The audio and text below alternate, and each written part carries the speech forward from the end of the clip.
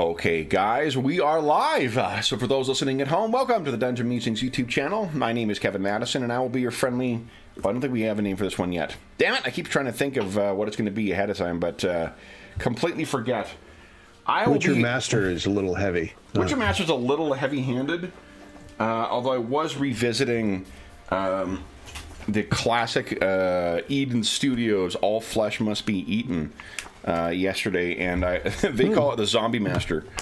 So, I mean, there is precedent for the heavy hand for renaming. You could be the Monster Master. You're the one that killed the monsters. Yeah. True. Let's see here. Why don't we say... Because we've talked about this before. They call it the Game Master in the Witcher handbook, but that's... Yeah, I think... What do we call it? I don't know. Well, in any event, I am the person who will be running the game today. And that game is our Talsorian Games is very cool, The Witcher RPG. And with me today, we are playing through our the arc of our campaign that we're playing through right now is the Season of Ravens arc, and the stars of the Season of Ravens arc are with me. Let me introduce you to them, and they'll tell you who they are and who they're playing. First up, we've got Sean. Hey, I'm playing Werzium, Witcher from the Viper School, and he currently has a ruptured spleen and a cracked rib. A suitable introduction. Robert, next up. He needs a doctor to help you. It's Robert. And I'm Robert. I'm playing Gravik Asrov, a dwarf from Cadwin. He is a doctor. He could help Werzium, but last we saw him, he was hit with an arrow and pronounced dead. Yeah. However, that might have been an alternate universe. Yeah. He did have a bolt in the head. Yeah, that interfered with his ability to perform his professional duties. And last, but certainly not least, is James. Yep, so I'm James, and I'm Selena, the 13-year-old girl thief who is extremely smug about being unharmed. Very nice. So, guys, last session saw you accept the task put to you by, let's see here, it was Victor Ziba,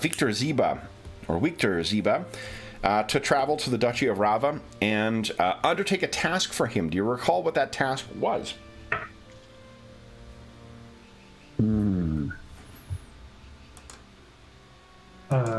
To clear out I'll give you a hint. It rhymes with most crown. Well, it had to do with the there is a rivalry. The rivalry between the two families. Yep. And Duchy of Rava. Let's see, the Sadowski family of the Duchy of Sidza. Yep. And the brother died, so the brother married his wife, took his son, and where did you fit in this? Yeah, exactly. Then I'm grinding up, and then James would. The fact that that's the focus of your notes tells me that I'm going about this all wrong. This Witcher nonsense I don't need to do. Court drama, baby. That's where the meeting is. James would be happy to tell you the rest. That's my awkward handoff because I don't know. I'm stalling. James is a 13-year-old thief, and she was just looking at baubles that the Duke had on his fingers. So. Then Robert's going to tell you the rest. Robert, what was our job? I think Robert may have been absent that session, actually. But I did watch it. I know they were going to a haunted, a cursed mine. Yes.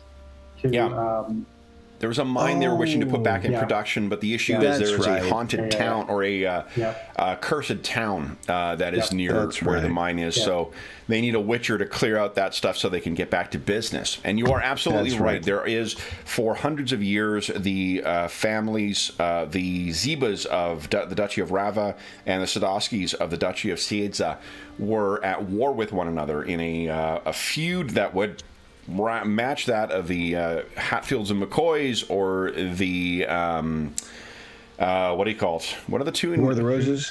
War of the Roses. or the Capulets and the Montagues. Yeah. That's why. Are you talking Michael Douglas? And, classing up the the street.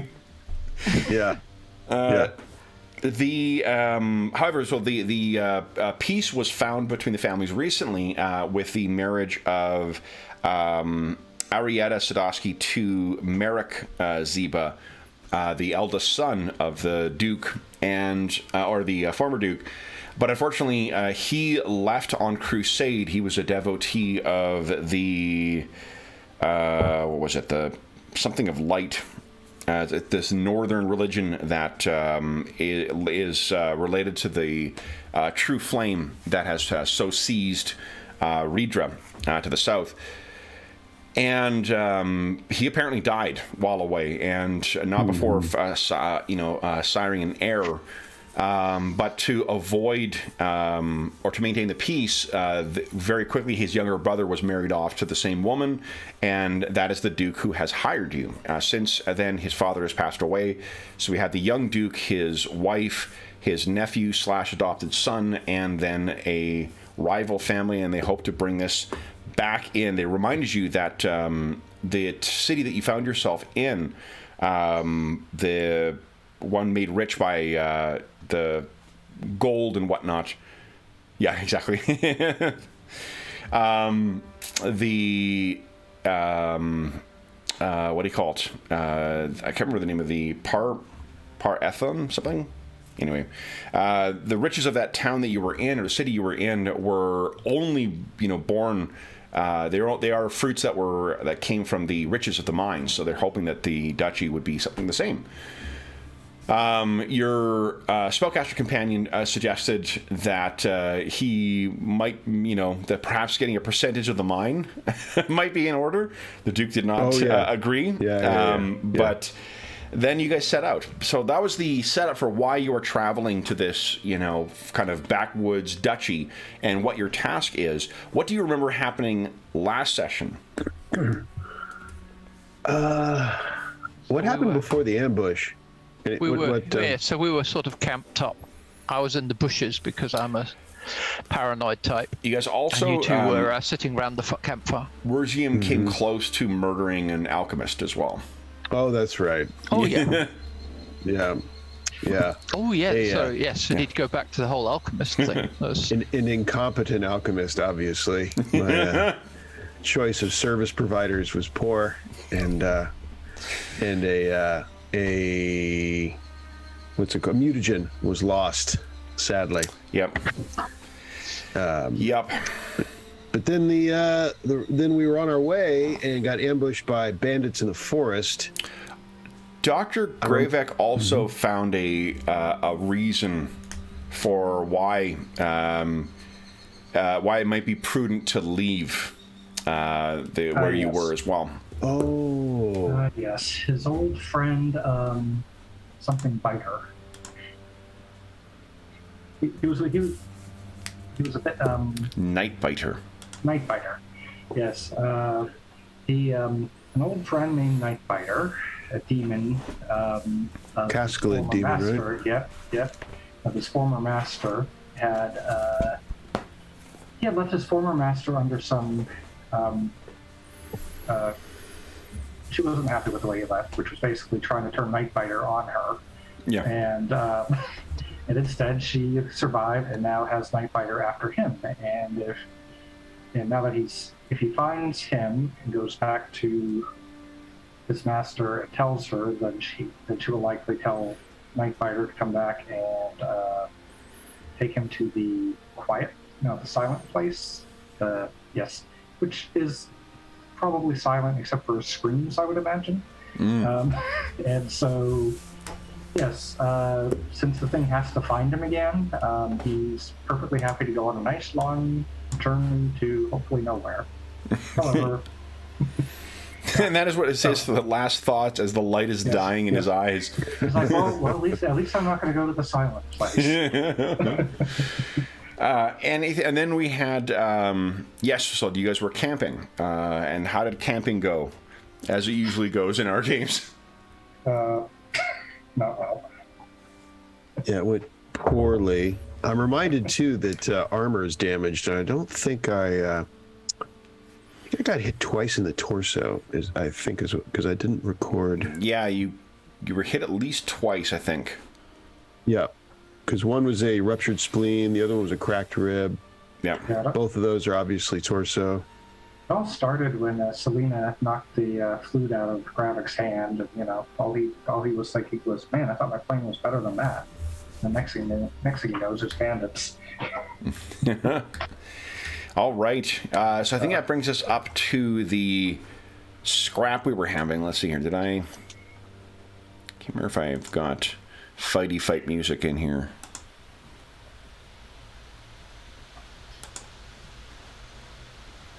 No. How about this? No. Mm-hmm.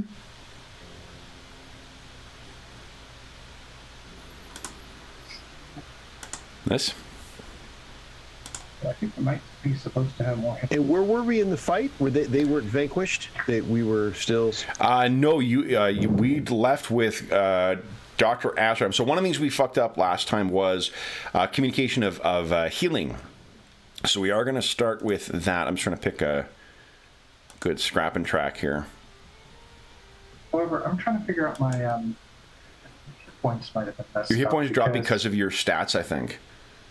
Like when you hit to a certain point, your stats will drop, and then your hit points will drop as well. Your hit points should be, yeah. The sheet automates that shit. Okay, got it. Yeah, so I think that's why. Okay, got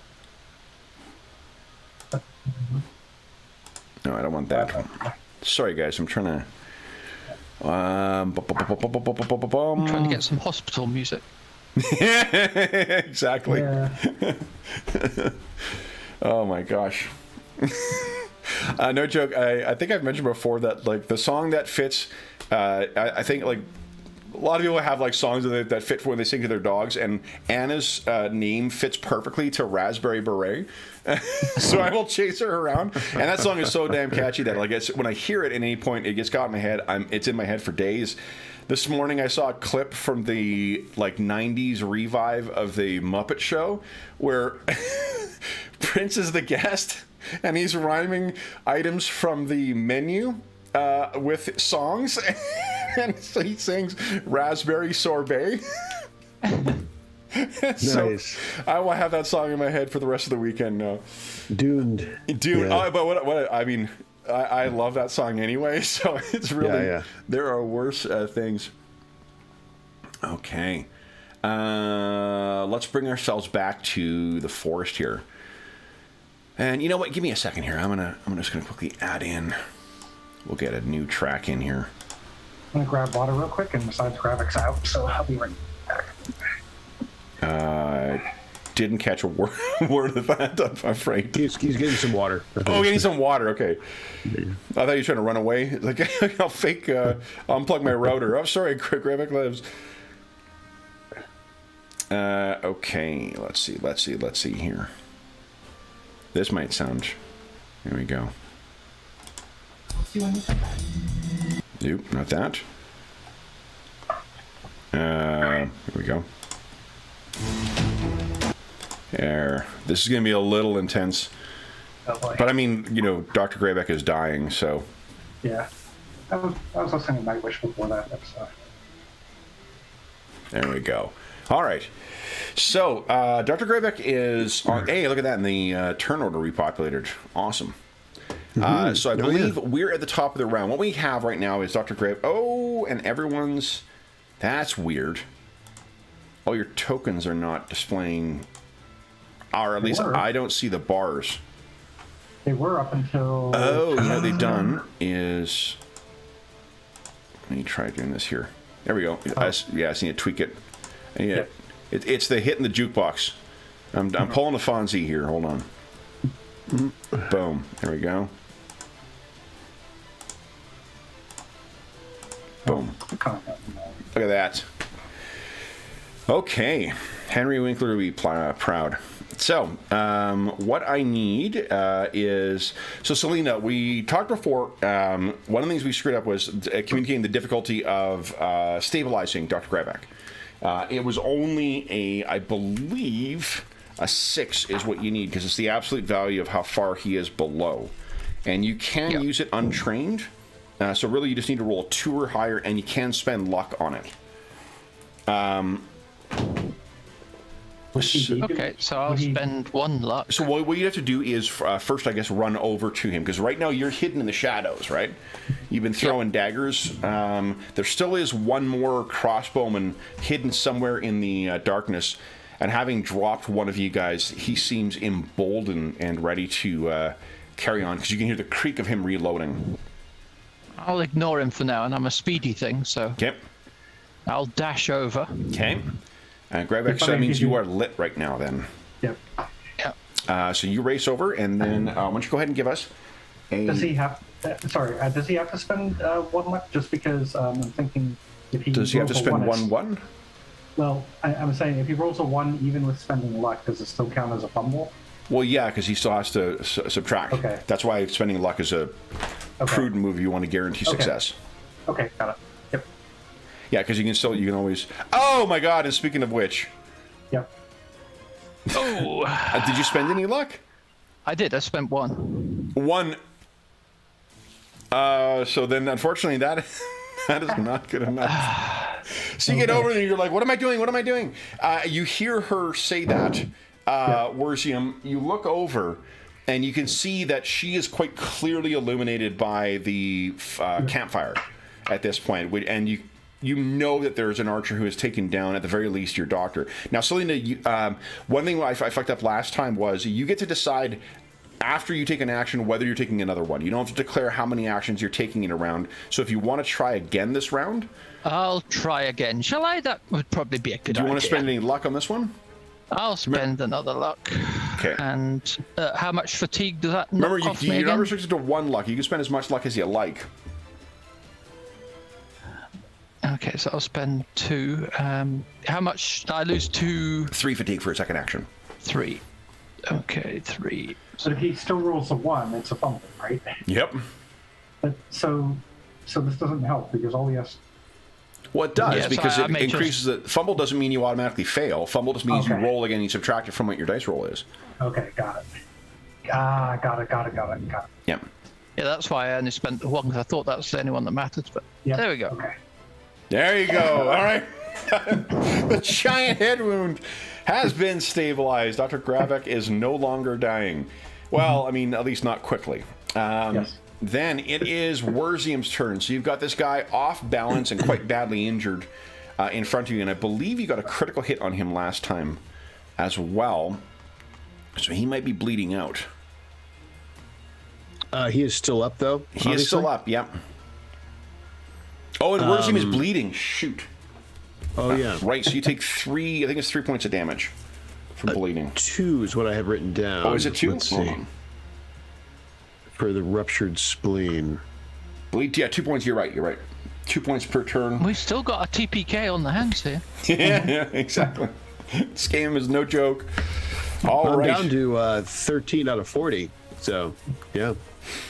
It's a good combo. Exceedingly long character creation, very short character life. I'm going to finish him off. Okay. So you do your 2 attacks because you're Viper, or you could do a strong attack. What are you thinking? I will do 2 attacks. 2 attacks, you got it. Oh, I'm going to defend, and I'll just spend stamina for the second one. So their total is 5. All right. And he's actually going to try and parry to throw you off balance. Okay. 6. So you need to beat my... Oh, I just fumbled. You need to beat my 7. For the first attack. Do a cold shot to the torso. Okay. Oh, but I... Oof. 19 on the second one, though. Fucking hell. So that'll be 27 on the second one. So 7 and 27.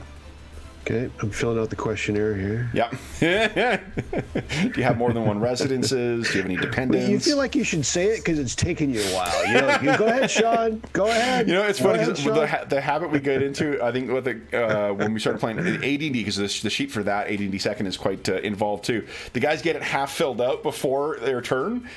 Oh yeah. Nice. All right. So the first one is a hit, and that is, I believe, a second-degree crit. Nice. Because you beat it by 14. So, because I think it's 7 is the amount for crit. You are correct. You know, I think I will point out too that I don't think that whole thing of to parry a second attack, he has to have a second weapon, I believe. Let's see. That comes up. Oh yes. Hold on here. Let's see here. I think you're right. They have to dodge the second one. Okay, so my dodge is still a 20. Okay. Yeah, let's see here. Well, it's a little bit less. 4, 9. That's actually a 26 or 28. So, so the second one is a miss, but the first one is a hit. Go ahead and roll damage. This is the torso, so he has his armor. Say it again. Which attack hit? The first one. First, okay. Come on, money. Okay, so 16 is... What does it look like as you take this guy down? You know, I think so there's things going on. There's like an archer out there, and I want to say that Selena's making noises as she's like kind of fumbling away and you know, successfully wrapping him up. So I'm sort of distracted and just you know, drag this thing across this guy's throat in a final coup de grace. Nice. Okay. Yep. Do you wish to take a second action? I do. I think I would like to. Do I have any idea where the another foe is? You'll have to spot the guy. Okay. So let's see here. That'll be. Let me set the difficulty for you. Oh my God. So my nat roll was a 38. Ooh. I'll stop using that dice for now. Well, it's awareness. Is that what we're doing? You were doing awareness, yes. Okay. Oh, there it is. Right. Nope. You have to wait for him to fire. So, shoot. Is there a way to get behind cover, I guess? If I don't know where he is. I mean, you can try and get behind a tree and hope that it's the... You know the general direction he's been firing from, so I think that, like, if you just want to duck behind a tree altogether... Yeah, I duck behind a tree. Good luck, girl. All right. Gravek, I believe you're not conscious at -6. Is that right? That's right. Okay. So Gravek is unconscious right now. Then it is... Oh, this thing's turn. So Selena, unfortunately, you cannot see him, so he's just firing at medium range at you. Crossbow plus... Okay, and...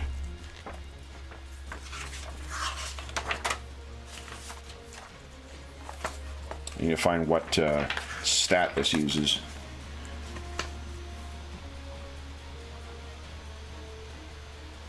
Dexterity. I thought so.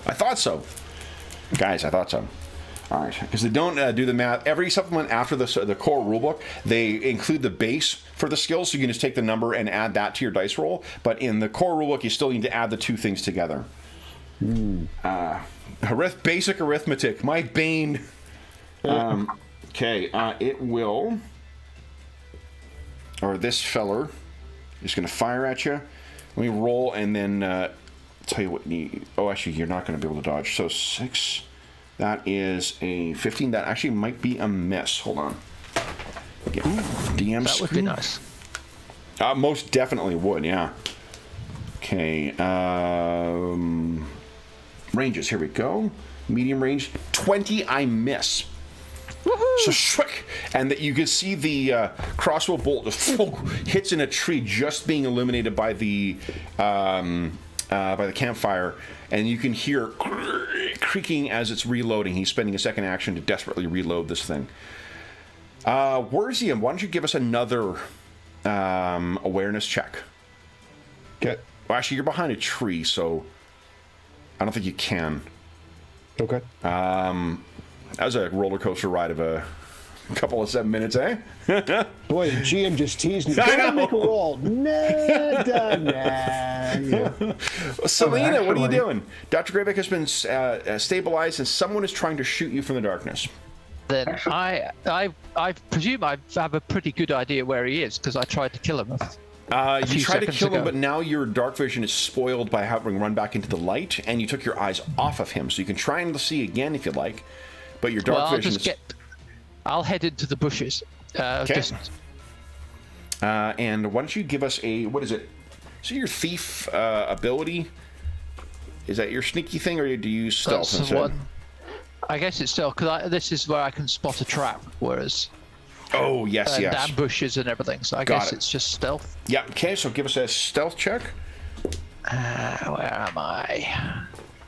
Here we go. 15, okay, so you need 18. Oh, perfect. So you go racing into the darkness, and you can hear a curse from the shadows once again. Werzium, what are you doing? I'm going to look around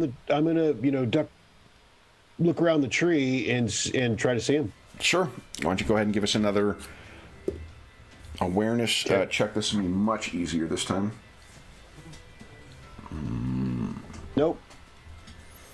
Oh, no.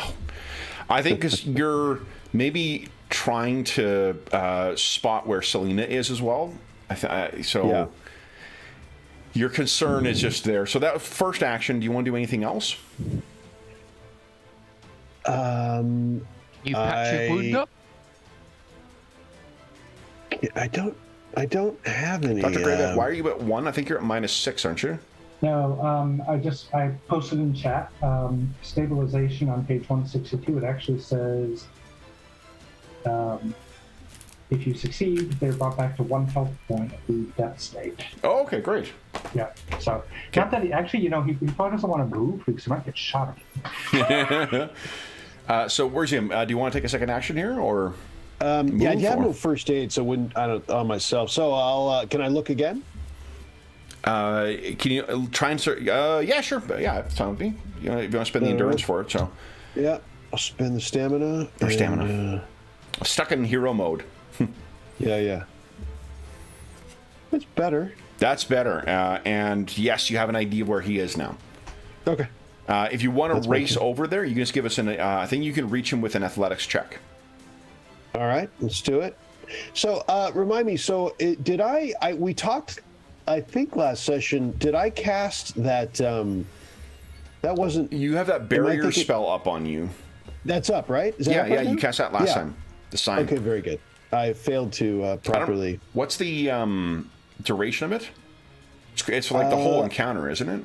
It's pretty long. It's let's see here, 10 rounds. 10 rounds. 10 rounds. Okay, so this has been our first real scrap with this. I didn't realize that fights could last this long in the game. So I irresponsibly, this is why I don't have the actual title of the Witcher Game Master yet, is because I was not tracking turns. So I have no idea how long it's been. I think it's at least 5. So let's just start counting down from 5. I was gonna say in the 5 or 6 range, somewhere in there. Yeah. Okay. So. Okay. Very good. I'll run. I'll head over there. Athletics test coming. Here we go. Here we go. Athletics test. Stand by. Come on, big money. Yeah. Ooh. So I'll actually give you. That's really good. I'm going to give you a positional bonus. So we'll give you a plus. Let's say +2 to your next attack roll on him. So you just come completely, or you could make a stealth check and try and be hidden. Ooh, like he'd know you're in the region. So do you want to be engaged with him? In which case it'll make it trickier for him to use his crossbow, or do you want to race up and like kind of be hidden next to where he is?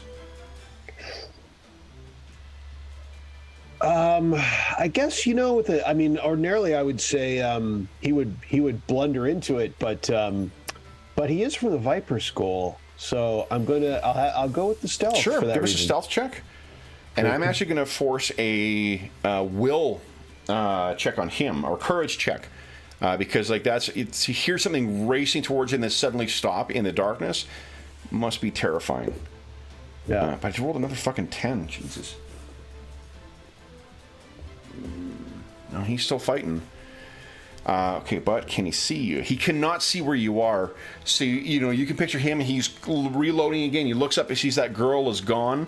He's looking around and then hears this, like, something massive crashing through the bushes towards him. And then it suddenly stops, and he knows it's there. Dr. Grayback, what are you doing? I think he's just... I think he hears the fighting going on around him, and he knows he's... he very cautiously loads his crossbow. Well, you'll have to retrieve the crossbow at this point, because you were dying, right? Okay. Is it close enough that he can... I'm sure it's pretty close. Yeah, to him. yeah. So you can, I think... Yeah, he just reaches out and pulls it back fairly slowly, hoping that the fire, which he had put between them, is blocking his things, and he reloads it. Okay, so you grab your crossbow, and then if you want to spend a second action to reload, that'll be 3 stamina, please. Okay, sure. Okay, and then it is this thing's turn. All right, I think he's going to try and reposition himself. So would Selena has not spotted him yet, right? I didn't even try. Okay, so Wurzum, you know where he is. So why don't you give us a awareness check again? And this will be 5. It is a 12 you need to beat. I failed. Oh shit! So he goes. You hear? He runs off. So I run up and he can't see me. Now he runs off and I can't see him. Exactly. Cat and mouse. It's cat and mouse. All right. So we're on to the next round. You got 4 more rounds of your shield up. Selena, what are you doing? I'll try and spot him, and if I can, I'll then try and get close to him, sneak close to him. So let's try and spot him first. Give us an awareness check. I'll keep the same roll from last time. Yes, you know precisely. You got out there and you can hear he seems to be running kind of in your direction. So if you want to race up to him, I think you just need an athletics check, please. Well, I'm just going to try and keep...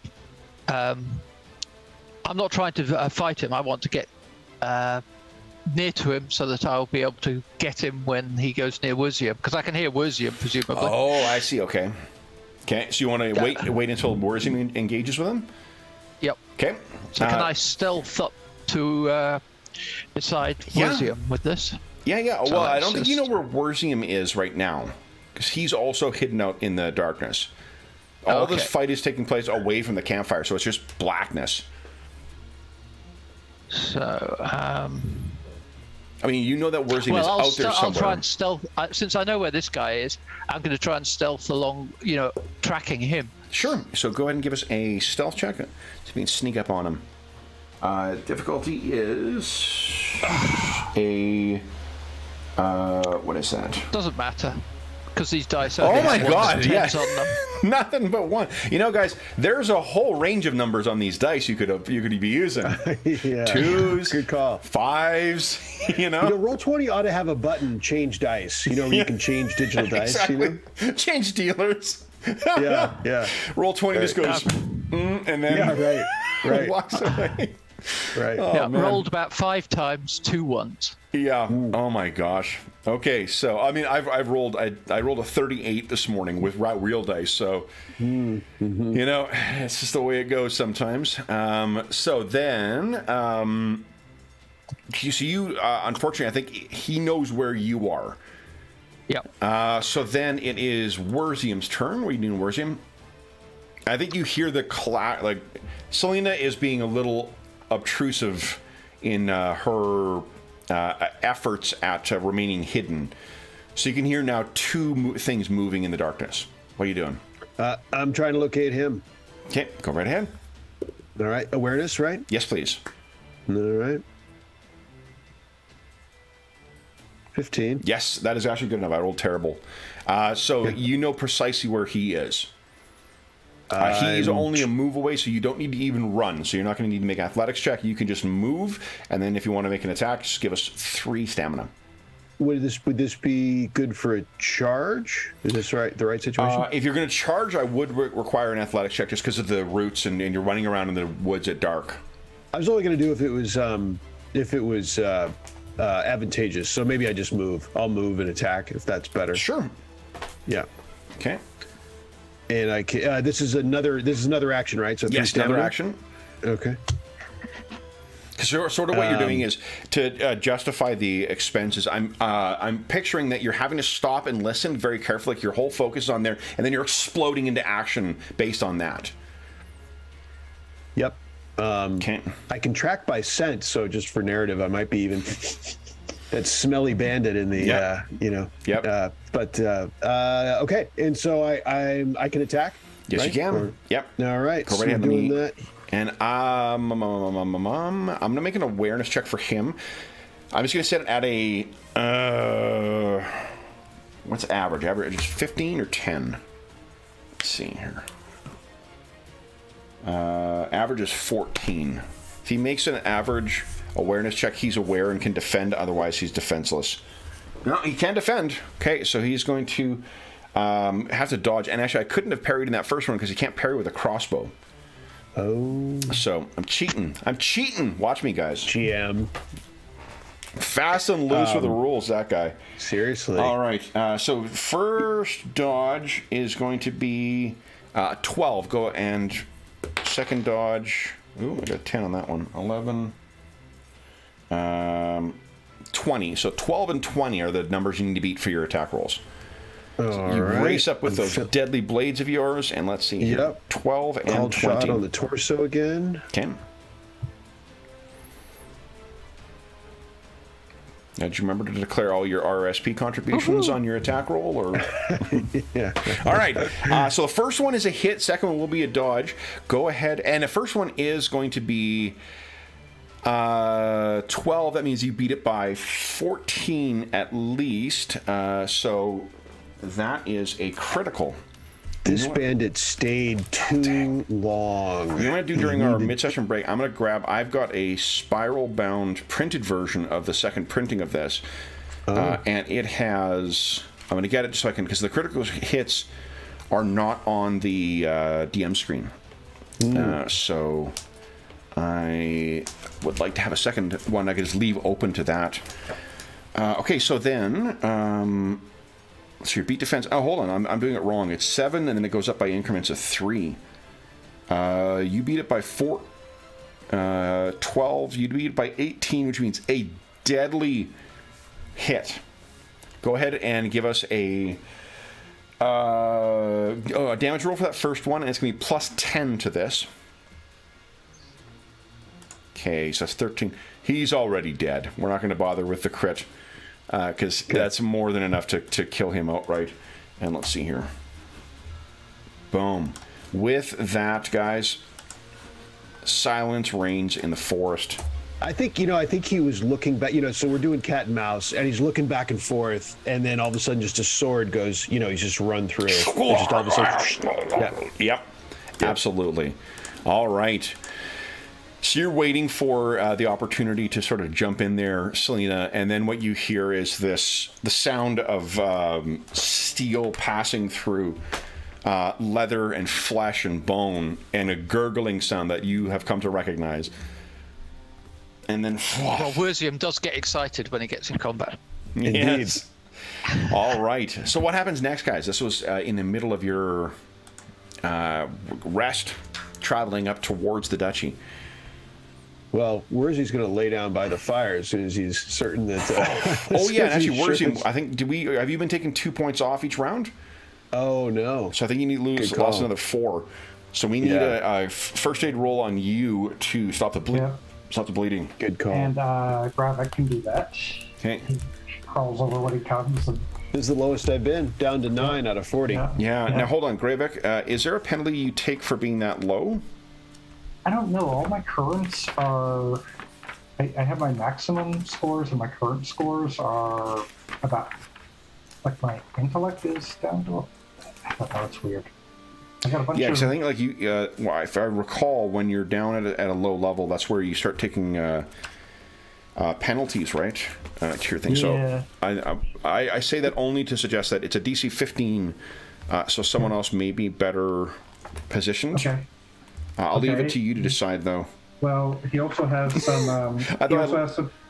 He has some good skills. Oh, that's true. Yeah, I like the idea of Dr. Gravik getting up like this vicious bleeding head wound. He's like, "I can help you." Yeah. Hold on. Even wounded, he's less cack-handed than Selena. Yeah, but I'm still trying to figure this out because some of my skills are full. Like my empathy, my speed, my body are all full, but like my intelligence, reflexes, and dexterity are all at different levels. So I'm trying to figure out if this is right. What's happened? Sorry. So I'm looking on the character sheet on the in the game, and like my intelligence has maximum of 9, currently 4. It's because when you're looking on page 156, when your hit points goes below your wound threshold, you have your reflex, dex, int, and will. Okay, there we go. Okay. Yeah. Got it. Oh, below your wound threshold. Okay, got it. That's yeah. All right. So Gravik staggers up and sort of offers you some assistance. Let's see here. Can you perform first aid on yourself? I believe. Let's see here. Again, for those listening at home, we are. It's our first time playing this, so we're sort of learning as we go here. So our apologies for having to look stuff up. The idea is we look it up once, we don't have to look it up again.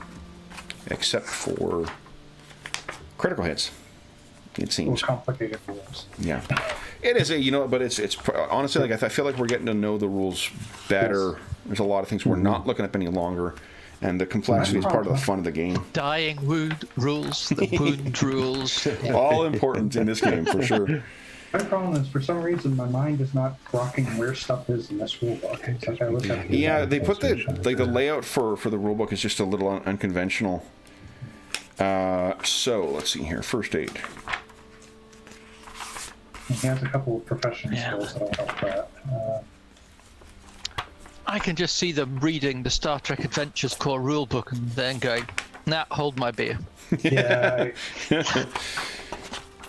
Yeah, stuff is. I mean, there's a lot in the rule book, which is a credit to the, to the publisher, that they do cram a shit ton of stuff in each of their books. I mean, healing's on 173. There we go. And I think that's the first aid. It talks about the first aid skills. So stabilizing a critical wound is on 162. That's probably the first thing he needs to do. That's true. I have. I guess I took a couple, right? 162, yeah. Well, he's mostly you have worried about 2, yeah. bleeding. You've got your spleen injury and your cracked rib. Mm-hmm. They got some good shots off on you. Stabilizing a critical wound lessens its effects, so you can keep fighting or get to a doctor in time. So it sounds like a doctor thing. Okay, so stabilizing a wound requires 1 first aid check with a difficulty check based on the severity of the wound. But stabilizing is not the same thing as that's when you're in your dying condition. It's not the same thing as stopping bleeding. No, but it's stabilizing a critical wound on page 162. It's only stabilization. I'm looking at first aid is on page 55. Stopping bleeding at a base. You can tie a tourniquet. 13 is most basic first aid. 16, you're a seasoned sawbones. Blah blah blah blah. Okay, it doesn't say whether you can use it on yourself or not. Oh yeah, stabilizing wound doesn't heal it. Okay. So let's for now say that you, as long as you have the materials, you can use it on yourself. I mean, obviously not stabilizing dying, because you're in the dying state. I think you can't take actions. Yep. Yeah, healing yourself. Well, healing yourself. You can attempt to stabilize your own wounds. What's the severity of my wounds, I guess, is a good question, right? Wound thresholds. So you right now are taking... it was the spleen and the ribs, whatever those are. Okay. So spleen and ribs. The DC table for those are cracked ribs. You're at -1 body. It needs to be stabilized. Right now you're at -2 body, but doesn't affect health points. And spleen. Ruptured spleen. You make a stun save every 5 rounds, which we forgot. So why don't you give us a stun check? Right now, let's see if you pass out in the forest. That would be a very Witcher thing to do. Defeat the guys and then pass right out. It would, yeah. There you go! more ones. So yes. So Selena, I think you hear the one body go down, and you hear a muttered curse, and then that you recognize as Werzium's voice, and then thwomp, he falls over as well. And Gravik's doing a worm impression, crawling around. So yeah, right. Well, he's grabbed a crossbow, and he's looking up, through his one non-blood covered eye, trying to see if anyone else needs to be shot. Healing hands. That's what I would be looking at. So Selena, if you head over there, So Gravik, you are page 65. It's under healing hands since he has that. That's okay. The doctor with healing hands is the only person who can heal a critical wound. To heal critical wounds, a doctor must make a number of successful healing hands rolls. Yep. Based on the severity of the critical wound. Well, right now I'm more concerned with stopping the bleeding. Yep. So I think that would stop the bleeding, though, right? No, because stopping bleeding is something separate from critical wounds. Okay, it's not a critical wound. Okay. But that's only a DC 15. So, Selena, you race over, and you can see that, if you go over and find Werzium, you can hear he's unconscious, but he also seems to be bleeding out. So my healing hands is a 6. That's what I would use. You're going to use hold on, guys. Like we're playing a role-playing game here, so let's get back in the scene and figure out what we're doing here. So Selena has, I'm assuming when she heard the second person fall, she would have run over. Yeah, so I'll run over to Werzium. Yeah, and right now, Gravik, you have no idea what's going on, right? That's in the woods. Okay. Yeah, because you're still lying on the ground. You've just retrieved your crossbow. Okay. You're looking around, having just come back from unconsciousness. Got it. Selena, you race over, and you can hear Werzium moan when you get over, and he still has a pretty nasty-looking wound in his gut. In fact, Werzium, losing 2 points of health, please. I will try and staunch that wound. Okay. Get some... he's no doubt got some frippers hanging on him, so I'll try and stuff that in the wound to stop it. Go ahead and give us I'll shout to the... say, Doctor, get over here. Okay. And I guess I'll use the rest of my luck. Okay, here we go. Oh, look at that. This is where Selena's heart really is. There you go. Come on. Yeah, if I'm lucky, I'll roll a 1 and I'll finish the old bugger off. And once again, she leans in. You had this coming. Look at that! There you go. You go. All right, so the bleeding is staunched. Dr. Gravik, what are you doing? You've heard Selena call out for help. Yep, Gravik staggers to his feet and heads over in that direction. Okay, see, you're very woozy. Werzium has gone to the silent place. Gravik, I think as you're staggering over there, what you're looking around for adversaries still, obviously, because you don't know what's happened with them, and I think that your eyes are at this point are playing tricks on you, and you think you see at one point Nightbiter looming up in the shadows in one place. So you're kind of like, ha! Yeah, if he sees that, he's going to stagger back to the fire. Okay. Yeah. You know what? Give us a courage check. Courage check. Yeah. Let's see if he's got if he can find his salt. Yeah. All right, there we go. which is something I actually raised from the last one because he had with my experience points. Okay.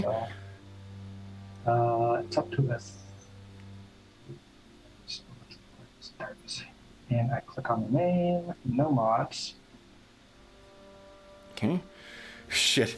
So for this round, he is staying precisely where he is, and you're looking up at that point, up in the trees where you saw his gleaming.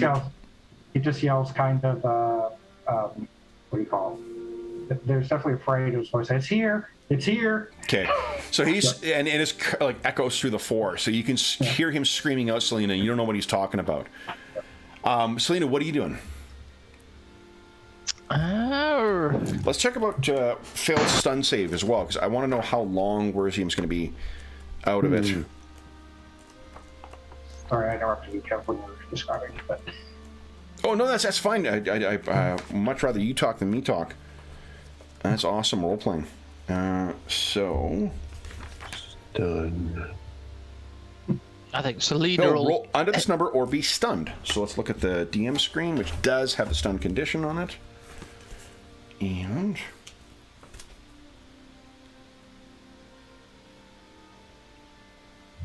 you are stunned. Your head reeling and vision swimming. You can't take actions while stunned, and anyone attacking you only has to beat a DC 10 to hit you.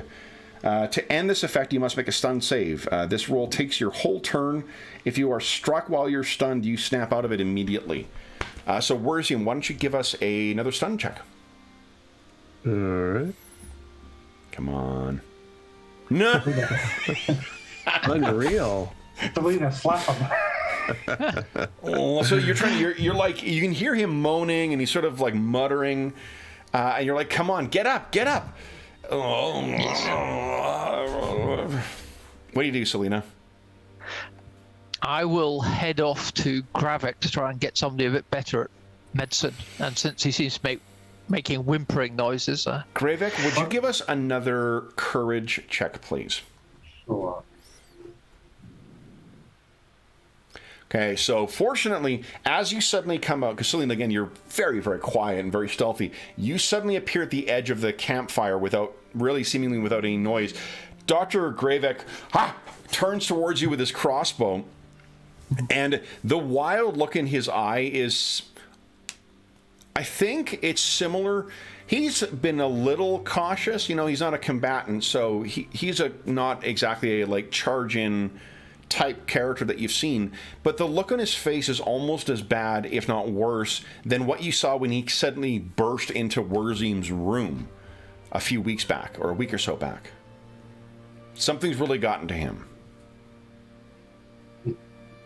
Well, since it's there. He's a night fighter.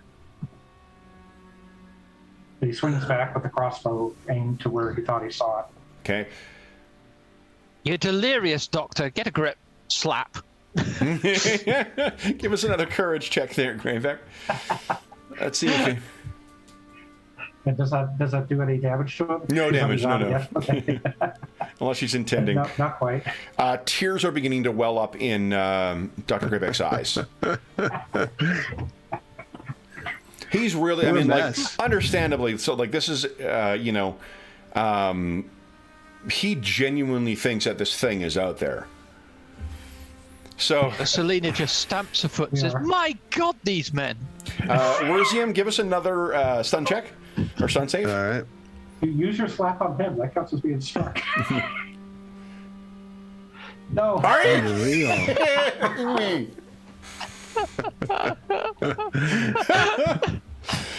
Are you rolling a D1? Yeah, You remember there's it's a D10, zero on right? that dice It's roll. a D10. Right? Unreal. So Werzium, what is it? I think you're in here's the thing. Okay, so Werzium, you're in a bit of a fever right now, and what you can feel, like your vision that you're seeing there of being in darkness is fairly close. Is Werzium at his core? Is he afraid of death? Or is it something he recognizes that might come for him at some point, or is going to come for him at some point? I think he'd recognize. I mean, I think it's pretty. I'm thinking that it's default Witcher behavior to think it's coming. I mean, it's possible there's exceptions, of course, but I think he's probably of the norm that that life continues until you get too slow or you made a mistake, and then you go. So in the film version of our campaign, or Netflix TV series, I suppose, or animated show, where you picture yourself standing is in the center, alone, in the center of a vast forest ruin. Picture something akin to like an amphitheater, where it's a fairly wide spacing of stone that's had trees, push their way up through the stones that make up the surface, but you can recognize it as a place that once was an open, public area. But so it is mostly surrounded by the growth, and you have a sense there is more to this than just this individual amphitheater. But you are standing in the center of this thing, and there is a heavy haze that is hanging at the edges of this. And you can hear the sound of beating wings. Dozens of birds in the fog around. And then you hear the cawing of a crow, or perhaps a raven. A blackbird, nonetheless. From tip of beak to tip of tail. Jet black, the entire thing. And you look around, and as the fog is fading, or at least drifting from these upper branches, you are wrong. There are not dozens of them. There must be hundreds of them. All roosted in the eaves, about 25 feet up, surrounding you as you stand in the middle of this atrium, or former amphitheater, I guess. And you're just watching, and you can tell they are all watching you. Would you give us another stun save? All right. And I'm going to point out, real quick, that to succeed, you need to roll below the number. Yeah, I noticed that. Oh, okay, there you go. Yeah. So you're. I love the narrative that came out of it. That's awesome. Okay. Yeah. I wasn't going to interrupt. So now you, what do you call it? You. Oh God! And you're lying down in nothing but pain, Werzium, and your guts and your ribs are just on fire, and there's a dead man next to you. As long as it's the right dead man, so I look over and go, oh, good. And I'll probably like grab it. I grab him by his hair and look at his face and go, oh, good. Yeah. And then put his you look at his face, put it back down, pat him on the face. All right. Then. So, and Selena, while you're trying to shock Gravik back to reality, you hear this moan, which is, to be honest, the sound that probably any number of us make when we get up in the morning. So it's Yep. And you see Stagger just barely onto the edge of the clearing, illuminated by the campfire. Death warmed over himself, and his Werzium returned. Gravik, would you give us one more courage check here? To avoid shooting him. Yeah, you're just, the way you described it, you're just very high stress right now, so it's not going to be a hard check here. Courage. And you're free to spend luck on it if you'd like as well. Yeah, I think he's going to do that to snap out of it. How much do I have? Oh, I have all of it, so... Yep. That's right, I didn't have to use any today. Maybe not all of it. You said that we're going to be able to spend one to keep ourselves from dying? Yes, 14. Well, you will lose one permanently to avoid dying. So he's going to save 2 then. Okay. For now. Okay. Nice, there you go.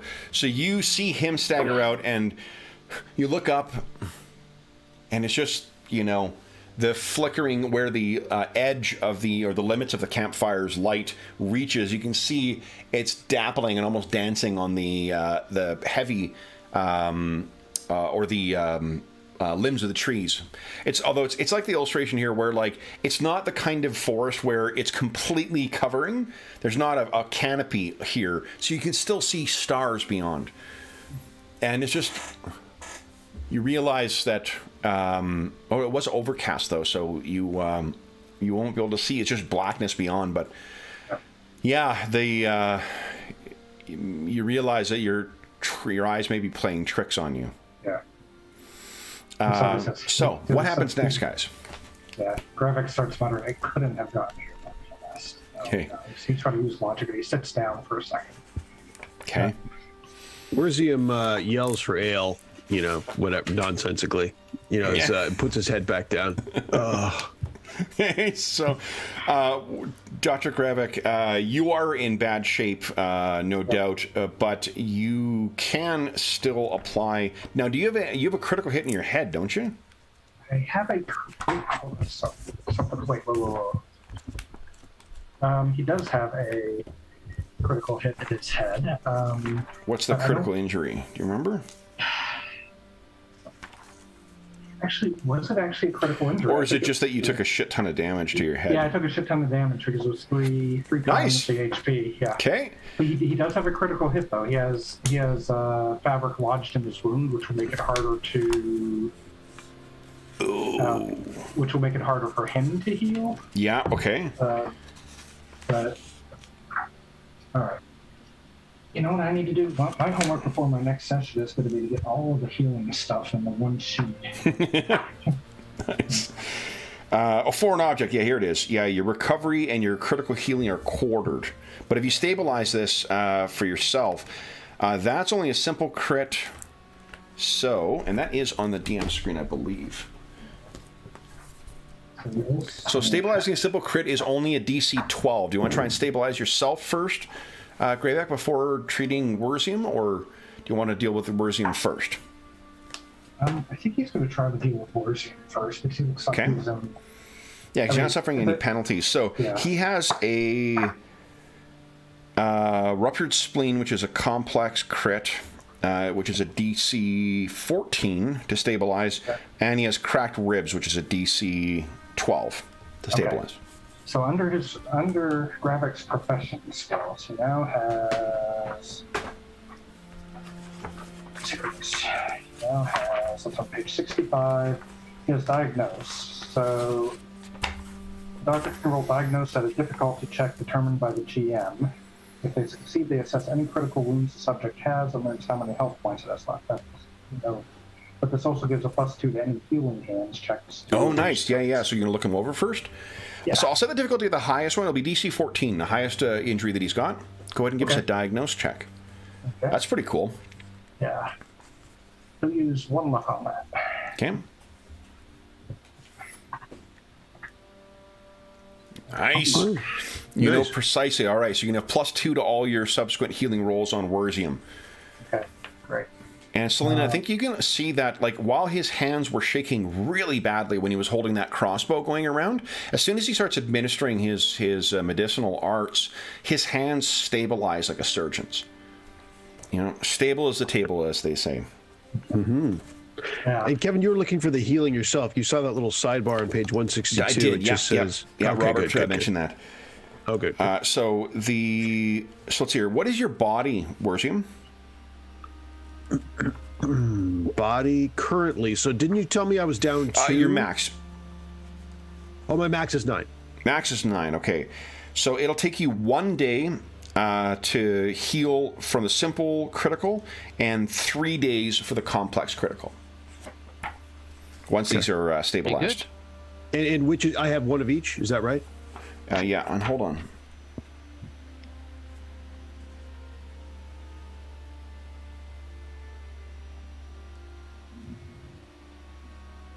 Okay, here we go. And then it'll take 2 rolls to treat the simple one and 4 rolls to treat the complex one. So if he fails on any of them, does he lose all progress on that, his head explodes. Have you seen scanners? Yeah. No. Yeah. Let's see here. what is the consequence of failure Page here? 173.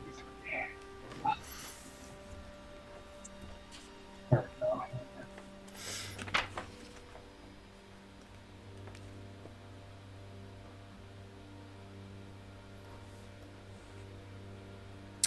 Okay, so healing By taking a criticals. number of rounds.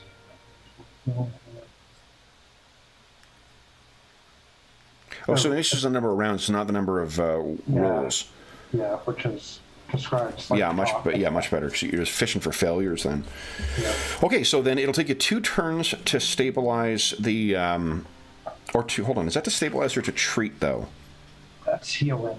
So it's, Yeah, it says healing, which is 2 different things though, because stabilizing is different. On page 158, stabilizing critical wound is akin to cauterizing the wound. Blah, blah, blah, blah. It requires a first aid roll equal to the healing hand's DC of the wound. Once stabilized, the wounded party is at a negative but no longer being killed by it. Only once a doctor has healed the wound with multiple healing hands rolls does that wound begin to heal. More info's on 174. So it sounds like if the person is actually below negative, you have to apply that you're just talking about. Yeah, so the stabilizing, because like there's different categories. You look on page 158, there's different effects of it. So like if you treat and it makes sense, take 2 rounds or 2 turns in order to stabilize it. Got it.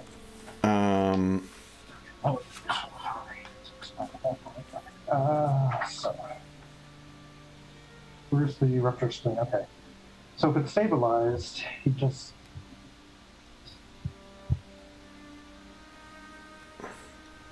so even if I just stabilize it, you must make a stun save every 10 rounds. Do I have to stabilize it before I heal it? Yes, I think you have to stabilize it before you can heal it. Which, didn't Selena do that? No. Yeah, Selena did that. Selena stabilized. No, she stopped the bleeding. Oh, got it. Okay. Okay, so I need to roll a stabilized roll and then. Let's see here. Hold on.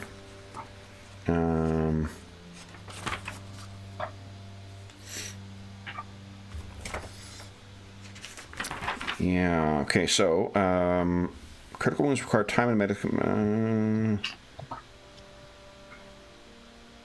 Stabilizing quick.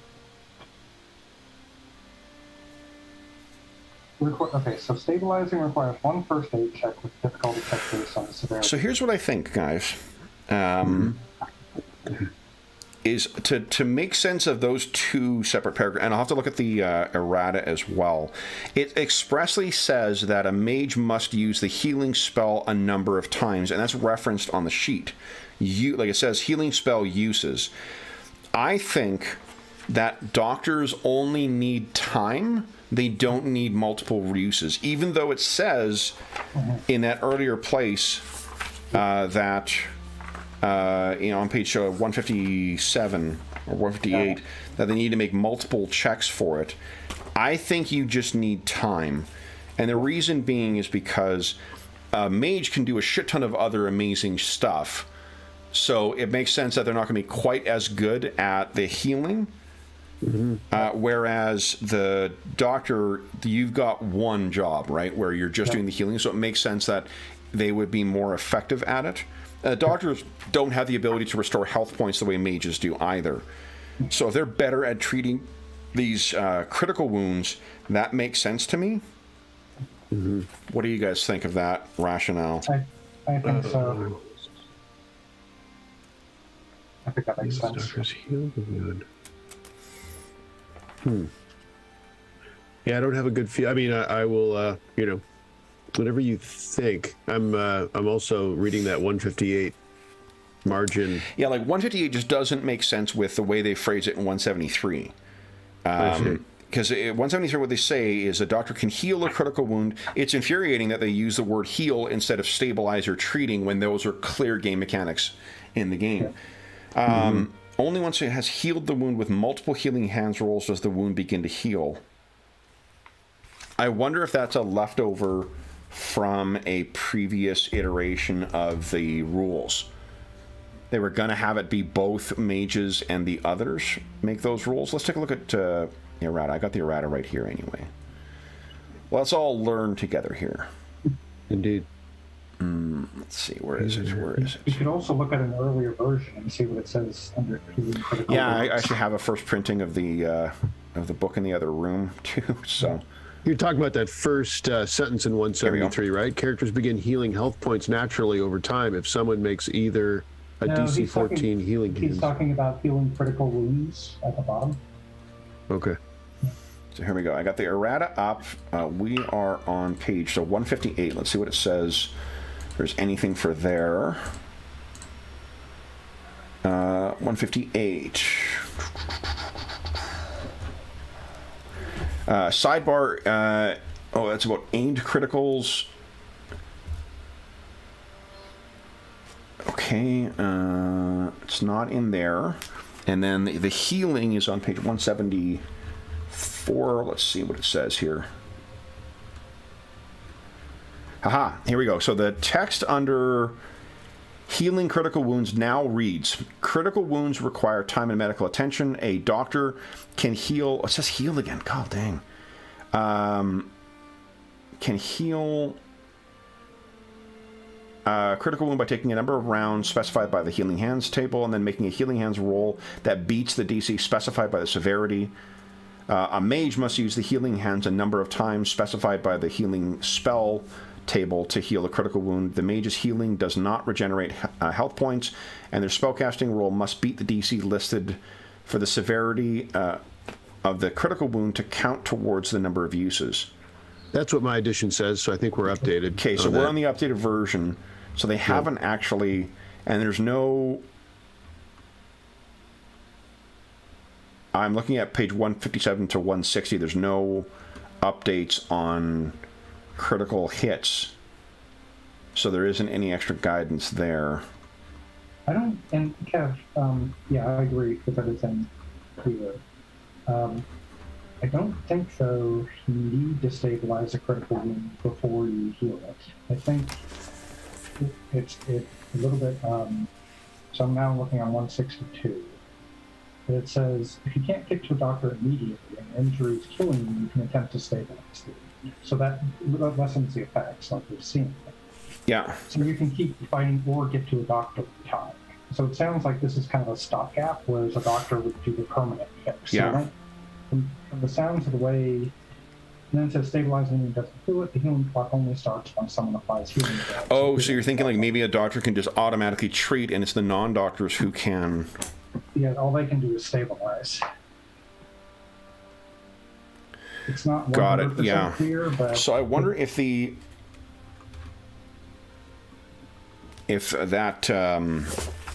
only once they make a number of rolls does it begin to heal. That's where that part is in error. Yeah, I think it is. Yeah, because I think like in order to protect the kind of thematic space... No, it says under healing hands on page 41. To heal critical wounds, a doctor must make a number of successful healing hands rolls based on the severity of the thing. The DC is based on the severity of the wound. As well, it can be used for first aid task.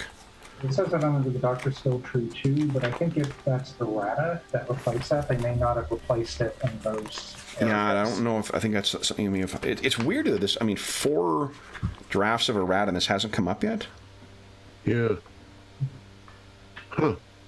Yeah, so you're saying that healing hands statement agrees with the 158 page with the multiple rolls, right? Yeah. I'm just looking at the errata for these. Because there is one more pass of errata that was not incorporated into the editions that we've got, the printing we've got. So let's see here. Both of those say a doctor must make a number of successful healing hands rolls, but it doesn't really give any specifications, like how many successful rolls or how long they take. It's on numbers. It's on number 174, isn't it?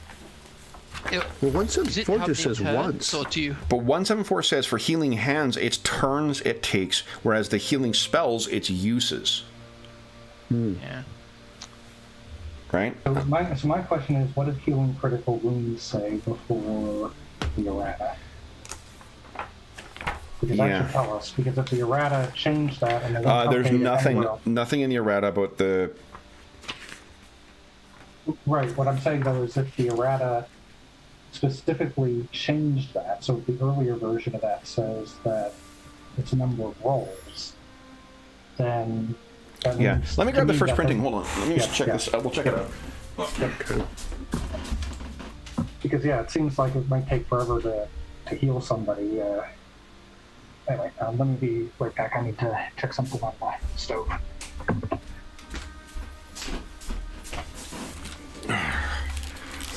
I tell you, this is really the day job spilling over when I'm doing a concordance of editions.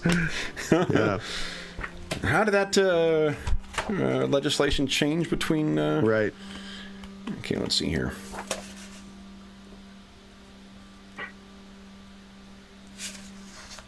So the Healing Hands language in the first printing is effectively identical. Let's see what it says about...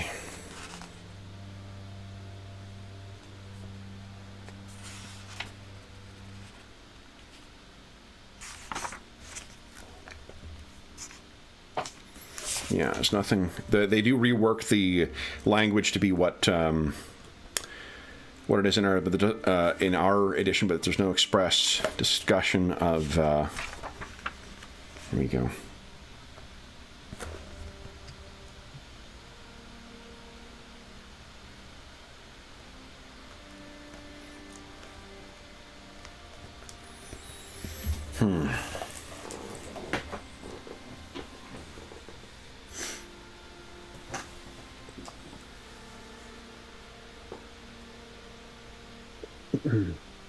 I mean, I think I agree with you that that 173 seems more definitive. Like that's the section, that is the healing section. Yeah, and I think it makes sense for why the doctor is the superior thing, and you still have to have the gravitas of the critical wound. You still take a long time to deal with it, and being able to treat the wound as that quickly. Yeah, like you can't do it in battle. Well, you can. It takes a number of turns, right? Like if you're spending 4 turns treating the wound, then that's that's no small thing. Right. I mean, you've probably already said this, but on 173 it just says critical wounds. A doctor can heal a critical wound by taking a number of rounds, right, and making a roll. And that's where I'm thinking that about multiple rolls. I think that at some point they thought that the healing would be the same between with like multiple spells and multiple rolls, and at some point that idea was jettisoned, but they never updated the other things. Yeah. If the intention was to do that, that doesn't even correspond with the way it's listed on the DM screen. Is it consolidates Healing Hands healing spells, and it says rounds/spell uses, and then skill DC, spell DC, and it's so like Healing Hands is still contemplated as being in rounds as opposed to uses. Yeah. No, I agree with you. I think that I think the section on healing is more definitive. It's just the other ones are kind of vague, I think, and the healing one is misleading. More so than even that, because misleading is saying that a doctor needs to make multiple rolls. Like, well, how long does that take? Where is that? Right. You know, it doesn't. So I think what we're going to say, and I'll actually tweet them. I mean, if they're ask for clarification on that, but I think that that's a leftover from an earlier idea, and it also makes doctors a lot more useful. Like doctors are super useful in the party by having someone who can immediately treat wounds as opposed to having to heal. You know, so I really like that idea as well. So then, with all that in mind, so that'll be the way we're going to rule it for now, and then we'll see if we can get clarification from our Talsorian on that. They're pretty active on Twitter as well, so hopefully they will. They'll respond. Here's what we'll do is we need then a 14 and a 12 for you to treat the 2 criticals. Now, I'm going to check. I don't think critical tables were changed in this. Let me double check here. If the critical tables were not, I can use my first edition book. Let's just take a look at the critical. What page is that on? I can leave that one open. So this should be automatic then if he, as long as he doesn't fumble. Well, remember those ones. No, that's what I mean. As long Yeah, as he doesn't fumble do not tempt fate. Yeah.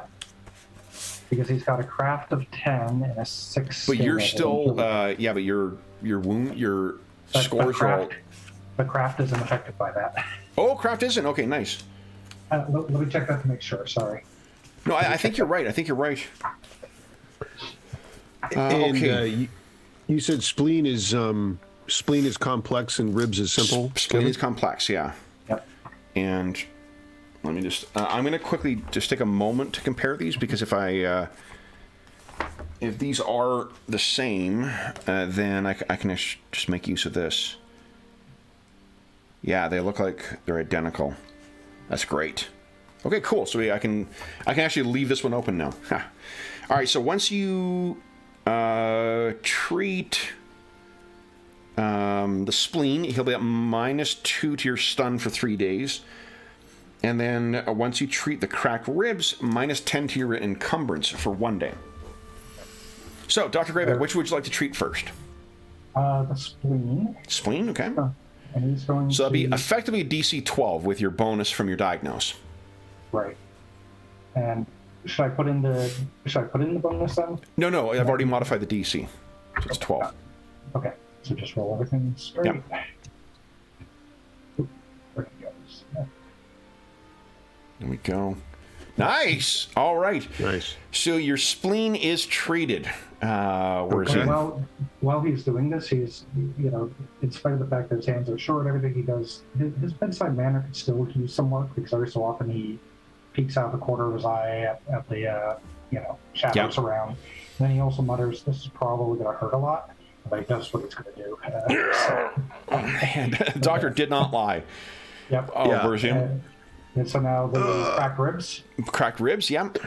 So the spleen was healed, and tell me again what the ramifications are. How's the So body? spleen is treated, which means you got -2 to stun for 3 days. Okay. -2 to stun. And after a critical wound has been treated, it must heal over time. Check your body stat and wound level on the critical healing table. Yeah, and his that's on page 174. His body is a 9, so complex takes 3 days. Okay, yep. And my body reduction, does that how's that affected? Once your life points or your health points get back over your wound threshold, that will return to normal. Over my wound. Oh, the threshold. -1 to body. No, from your cracked ribs. That one will go away once it's treated. Okay. Treated meaning it's all good. It's all healed. Treated means you take -10 instead of the -1 body. You'll have -10 to your encumbrance. And I had -2 to my body. Is that wrong? I took -2. I think that's what it was. Yeah, I think it's -2. Yeah, that was. Yeah. So give us your roll for the second wound there, Dr. Greyback. All right. Cracked ribs. So it's only a DC 10 with all the modifiers. This probably won't hurt us much. Yeah, there you go. Nice. Beautiful. All right, Nice. so now you can get rid of that body penalty. Okay. And finally, he's going to do a regular healing hands roll for him, which means increase his healing by 3. Yep. Okay, so that's and a -10 encumbrance, right? -10 encumbrance. That's right, for 1 day. Yep. Okay. And so this is difficulty check 14. I don't think that would be modified by the diagnose. You know what? I'll let you include it. Okay. It's a healing hands roll, so Okay, so it's a 12. beautiful. Okay. Yeah. Okay. He's going to do that on himself and fumble. I know. Yeah. No, you can do it in yourself as well. Yep. So he's going to work first on the embedded foreign object. That was minor or minor. So what Dr. Worzian will tell you as well is that to remind you, you regain a number of hit points equal to your recovery stat per day of rest, and while resting you must do nothing. Must not do anything too strenuous. If you spend a lot of time running around doing work or fighting, you only heal half your recovery. So I think that would include travel overland. Okay. Or at least on foot. Yeah. How far out are we from where we're supposed to be? What was that, Robert? Sorry? Sorry, how far out are we from where we're supposed to be? You guys still have like a good 4 or 5 days of travel before you reach your destination. Right. I'm looking for the critical wound that he had. That was yours was a minor, I believe, foreign object. Or simple, so it'd be a DC 12. You can diagnose yourself, I think, as well. Sure, yeah. Position heal thyself. Modifier. It's that great scene from Master and Commander. Yes. Yes. Okay, so 14 on diagnose. Okay. And then... And it'll be 12. Sorry, DC would have been 12 for that because it was simple. Okay. So that's success. You get +2 to your healing hands means you need a 10 or higher. All right. There you go. Nice. Okay. So, with all the healing and whatnot administered, I think you guys have a decision to make for tomorrow. Do you travel? What is everyone's recovery anyway? So what would I guess he's going to do a final healing hands on himself, so he can get the benefit of that as well. So okay. That's that. Okay. Beautiful. Yeah. There we go. All right. So then, reduced recovery is 6. Okay, so if you're traveling, you're going to get 3 health points back. If you rest, you'll get 6. Gravik, what is your recovery? My recovery is normally a 4. Okay. So it's halved first in any other 3? 2. Oh. So it'll be 2 if you travel. So you guys would be aware of this. I guess the last thing is your... Let's see what loot these guys have on them. I'm assuming that's what Selena is doing while... Finally, some good news, some loot. Yeah. So each of them is wearing a leather gambeson. There are 20 bolts. Selena, would you give us 18d10, please?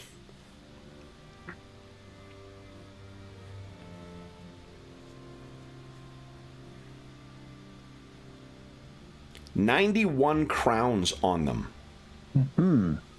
Are they still there when we're looking? Since Selena had a lot of time to look through. I will leave that to Selena to tell you how many. Yeah. Boys, they only had 40 crowns on them.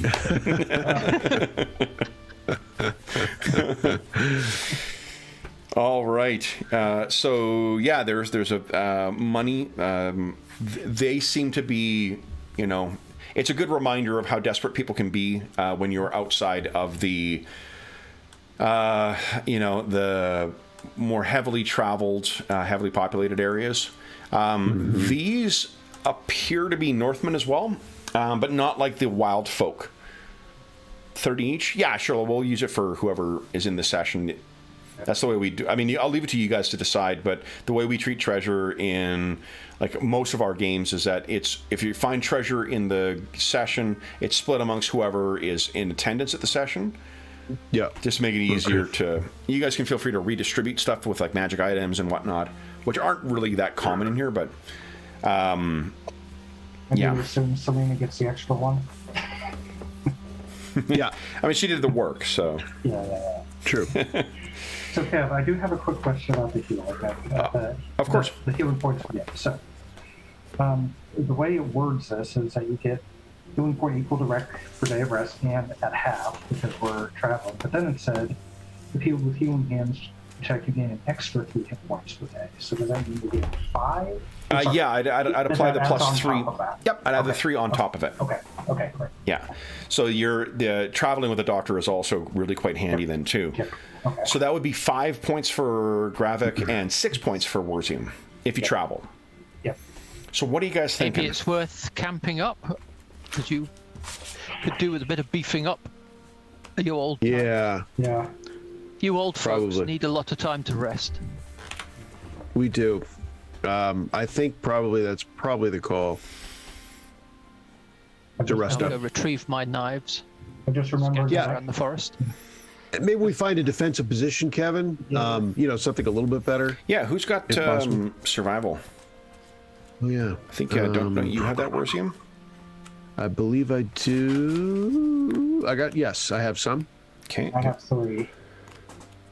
I'm still at lowered, stuff. So, but I have. Let's see. My base is 7 currently. Mine would also be 7. Okay.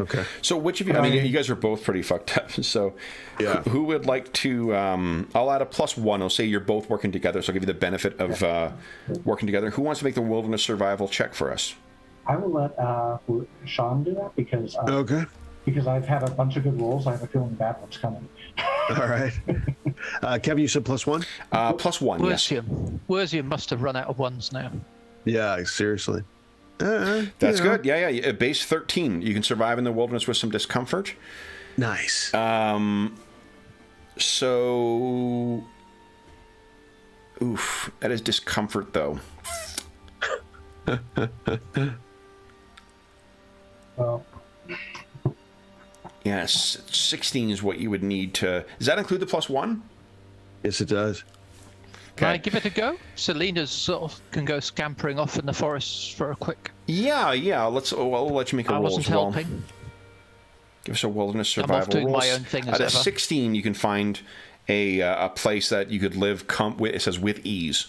There you go. So Worsium finds a place, and then how does this interaction go? Where Selena shows him the better place. You two are scrambling around and said, "Really? That's the best you can come up with? That dank pile of bushes?" Well, you have something better. Come along, old folks. I've got myself a little cave over here where you can rest your old bones. So you find Selena has found a great place, high ground. There's a bit of overhang. It would not take very little effort to make a lean-to in order to keep yourselves safe. It would give you a chance just to rest up. It's a little ways out of the way. There's soft earth underneath, so you could easily dig a fire pit and put the fire down low enough so it would be hard to spot from elsewhere. And Selena, give us one more wilderness survival roll, please. Selena's also kept you fed. She's able to, you can picture that as much as she fancies herself a city girl, you can picture there's a squirrel trying to make its way across it pauses for a moment on a tree, and then you see a dagger, strike it down. She's keeping you guys well fed for the purpose of this day as well. And I don't think anything else of interest let's just double check here.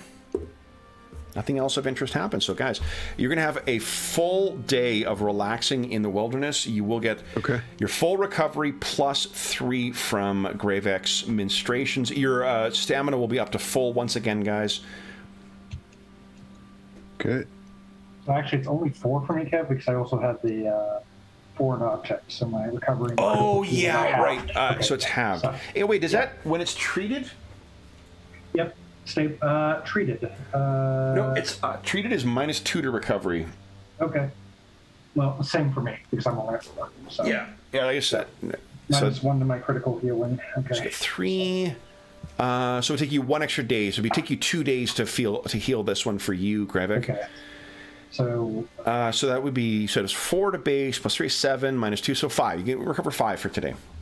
Okay. Okay. Yeah, you needed that 1 day, Worsium. Speaking of stats jumping up, we blew past our mid-session break. Why don't we take a quick mid-session break right now? We spent our break on rules. Yeah, exactly. Do the concordance. Of course.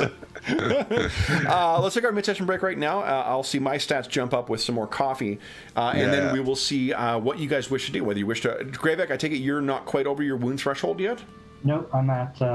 Wait, I got 5 back. You got 5 back. Yeah.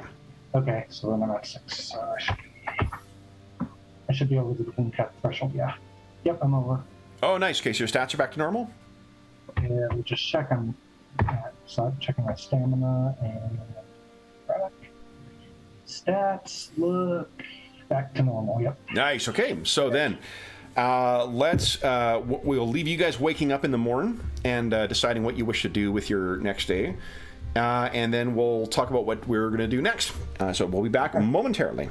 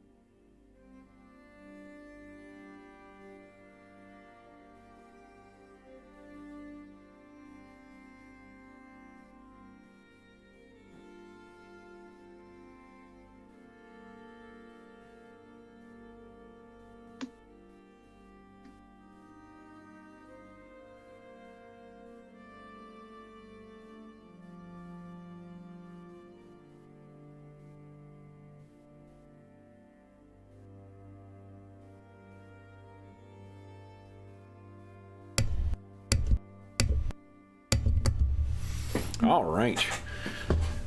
Ooh.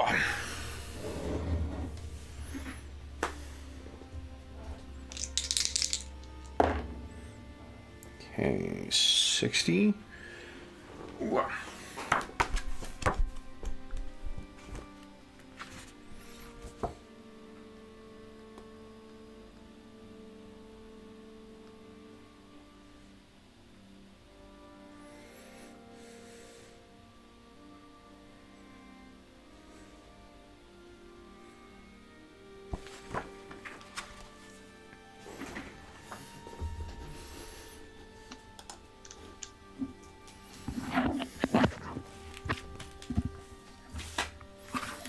Okay.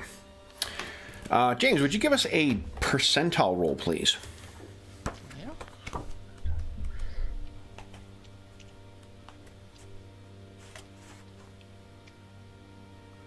62, thank you. I've been spending my experience points. Oh, nice. Planning spending. Good. And they're all very thematic. They're all Excellent. there's logic to all of them. Nice.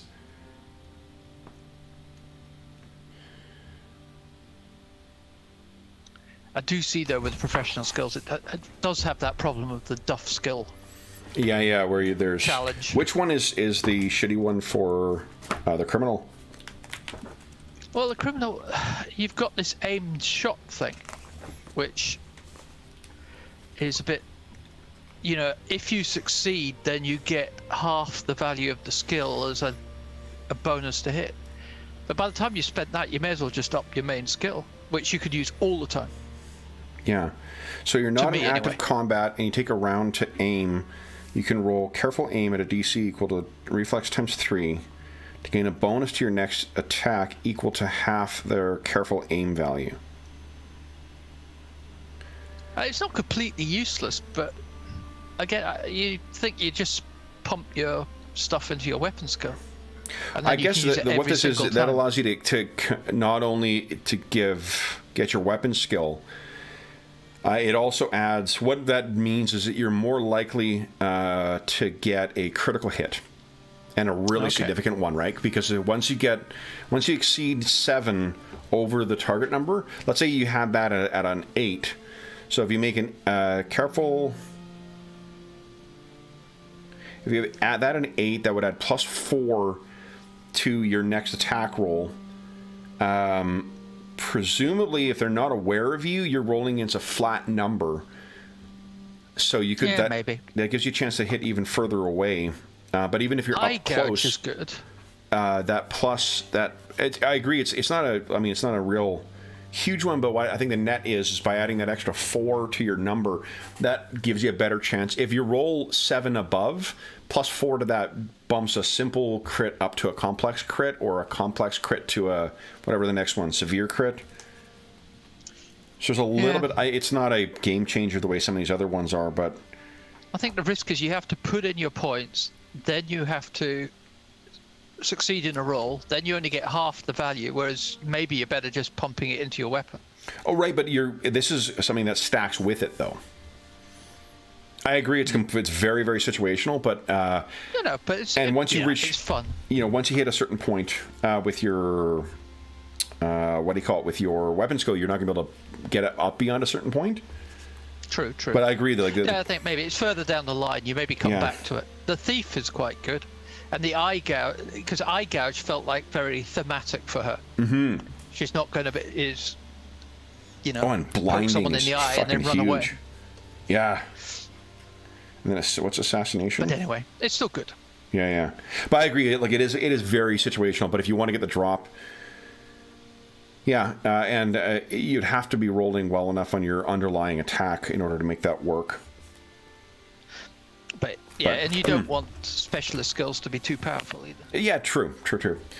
Okay, guys. So one of the things that happens.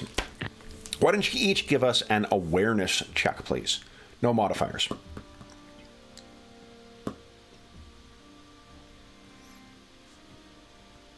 Nice. Oh, where's my button gone? We're doing our taxes. Oh, yes, sorry. Let's see, what was that deduction I made, or contribution to Heroes Save Villages? Yeah. All right, so Selena, you were the one. Tell me about what you guys are spending your day doing in camp. Is there anything of interest that you guys are... There's a little bit of work, like cleaning the animals will take a couple of hours to get ready for that. Selena's been out camping. Werzium and Gravek's instructions have been keeping to a sort of low level of activity. But is there anything you guys are doing?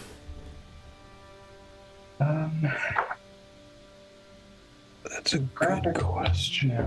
Gravik might at least look around relatively close to camp, so we can all see the camp, just see if we can find any any items for alchemy? I think then if you're doing that, that's work. Yeah.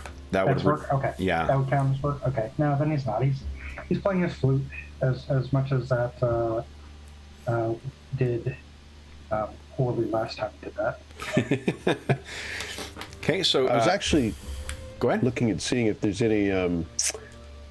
so on leveling up, there's that study and practice that I've long had my eye on, but have never... but now, of course...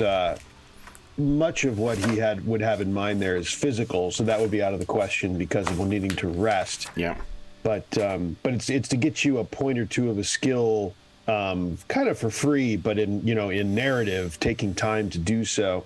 I don't know if anything really, if there's something that he could non-physically. Yeah, I think you're something. resting at this point, so you're not going to be able to. But it's a good thing to have the eye on.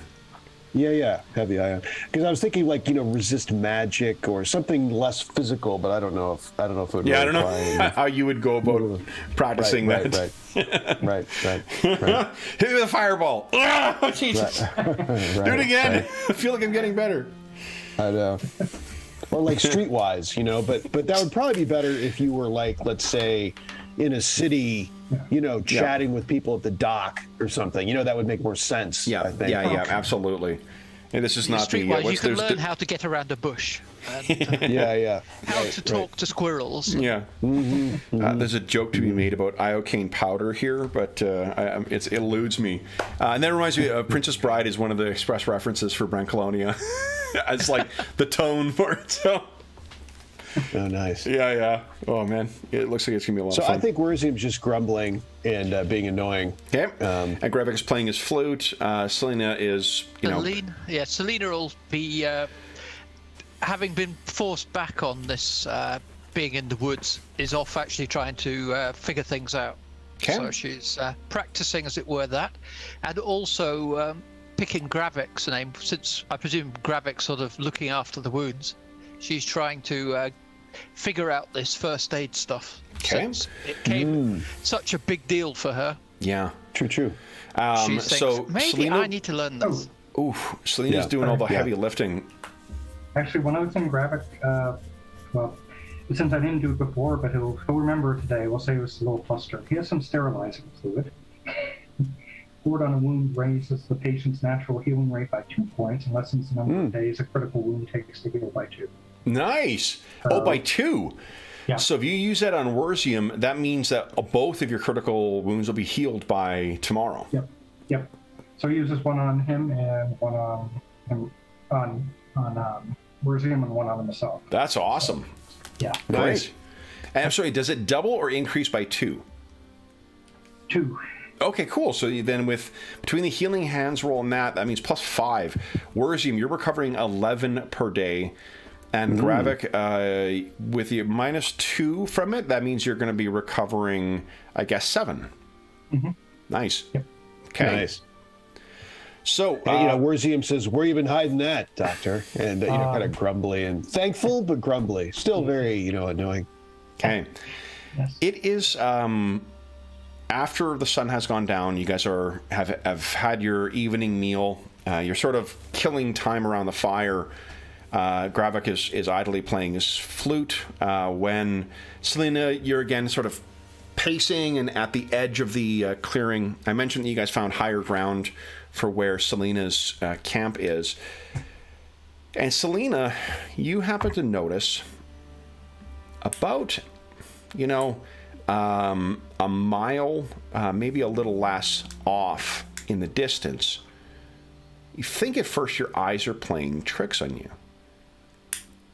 But you can see the light of a campfire. Someone else is camping in these woods.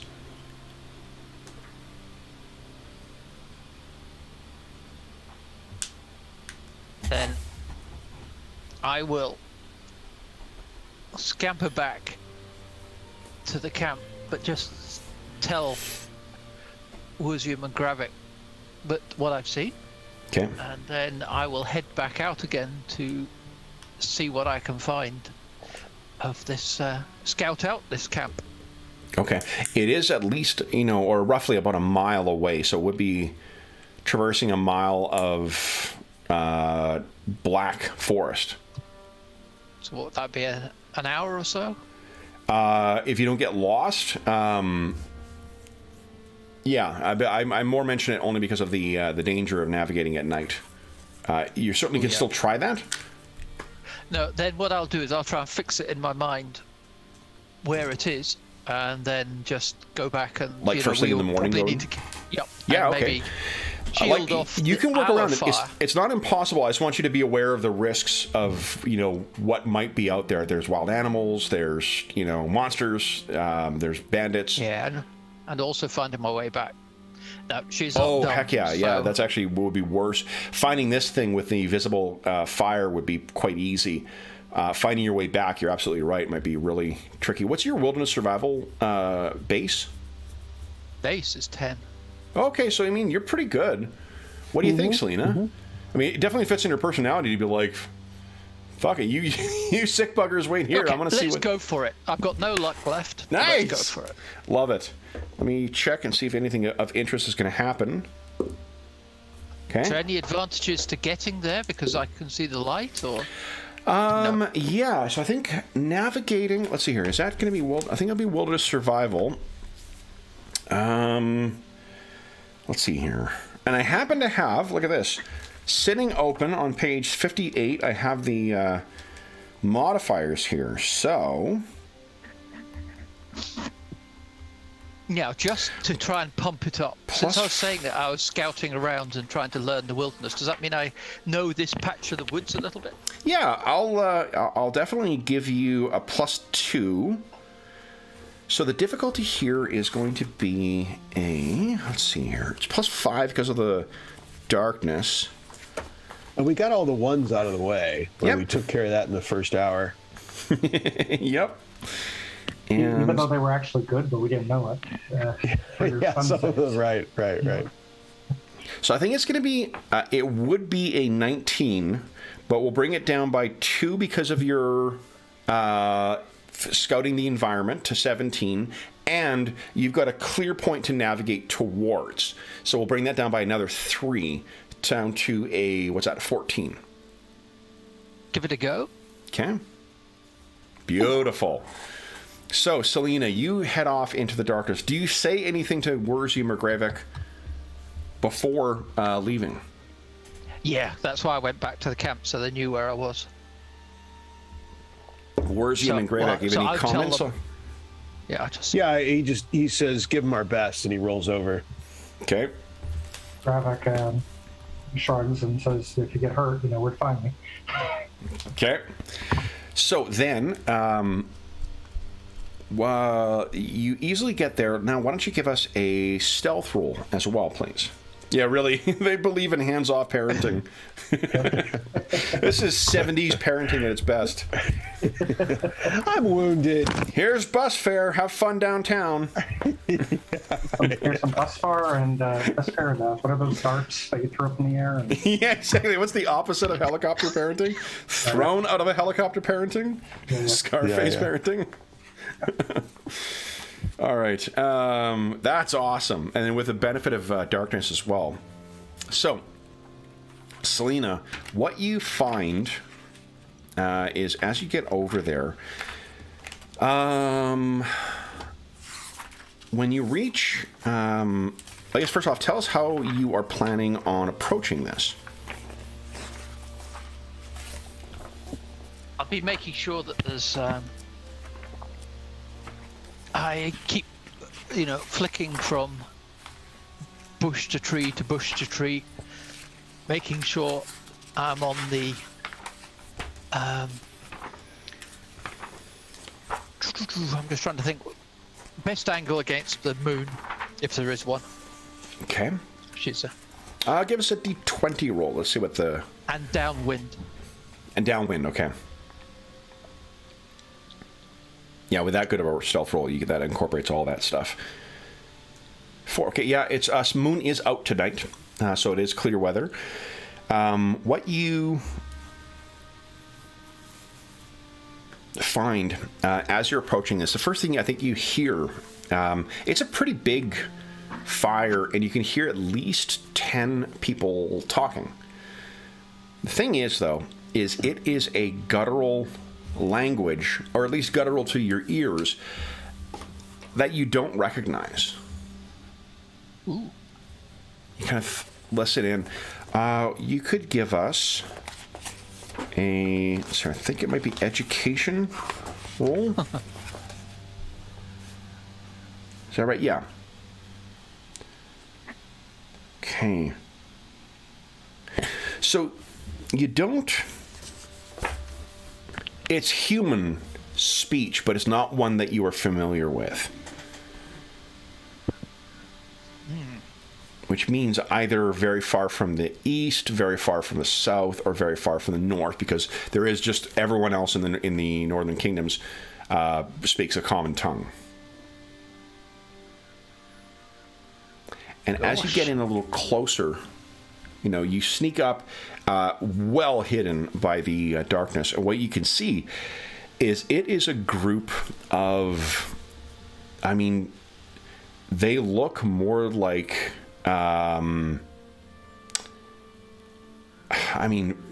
primitive tribes you heard stories of from deep in the mountains of the north, because they are dressed more like rudimentary hunter-gatherers.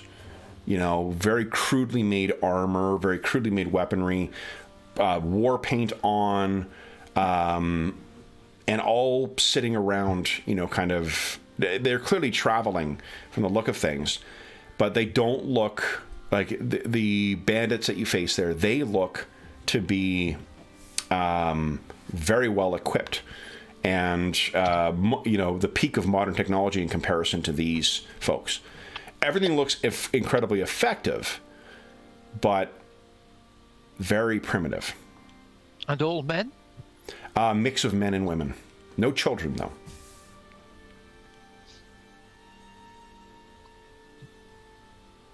Mm. If I can't understand them... What I can tell you is that this is not... there are... dangers, in the mountains. You've heard tales when you were in that city before about the mountain folk and whatnot. But this is not common in these lands to find people this primitive. These lands have been settled by humans for 1,000 years. So what do I do? Do I go in or?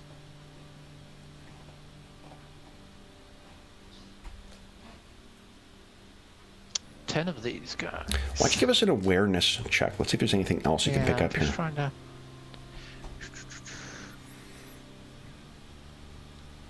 Nice. So here's something else that you pick up. The tattoos that they have on their bodies, you don't recognize them, for one. Like whether they are tattoos or war or like body paint or what, it's tough to tell. But there are two icons that seem to repeat themselves. One of them is a stylized, and this is like carved into the heads of things. If you picture kind of a like quasi-Celtic, quasi-Norse design, that kind of like, baseline primitive that Hollywood uses, that's sort of what these guys, these folks would look like. And the designs you see, one of them seems to be repeating in the designs of their gear and designs on their bodies. One of them is hounds or wolves of some kind, and the other one seems to be the preponderance of birds of some kind. Particularly, there's a lot of black feathers that are used here. No colored feathers in any of the headdresses or markings on the tops of staves. Okay. Now, again, I'm looking at the parties. Do they look like they're a sort of a war party, or it's a fairly... they most certainly seem like they would be probably capable of handling themselves in war. I can tell you that some of the gear they have with them are clearly weapons of war. Big battle axes and things like that. Not things you would use for hunting. Yep, so... wandering in to see what to play the innocent probably is a bit dodgy. I said, looked like they were just, a hunting party, then maybe. Yeah. So I will back my way out of that. Okay. And try and head my way back to Wurzium and Gravak. Yes, so I figured as much. Wurzium, that's great.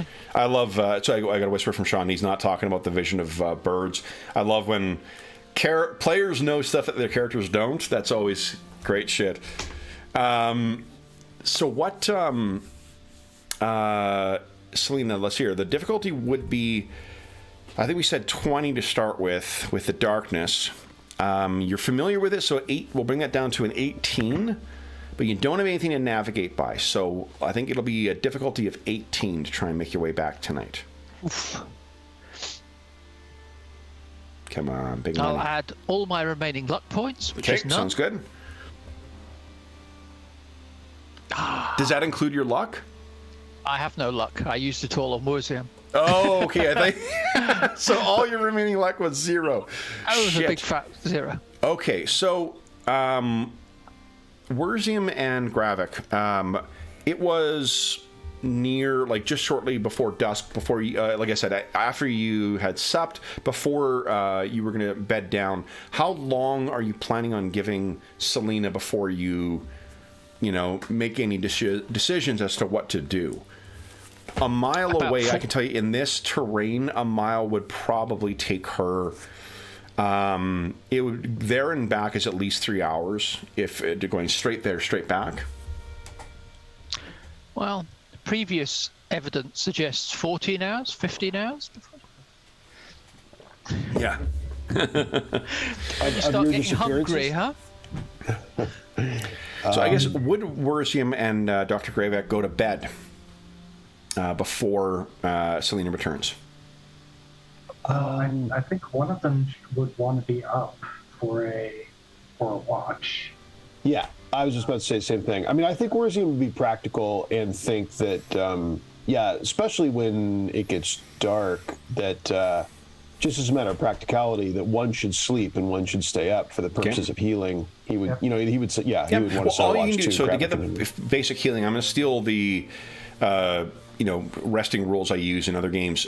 Just you need 10 hours. 10 hours. If you're keeping watch, it'll be 10 hours of rest. Then you got your plenty of sleep and whatnot. So just narratively, he would, just be practical and say, Gravak, go ahead, or he would say, I'm going to roll over, keep an eye out, Doc, and and roll over, and if something happens, obviously kick me. Yeah. So Selena is not back by the time that one of you decides to bed down.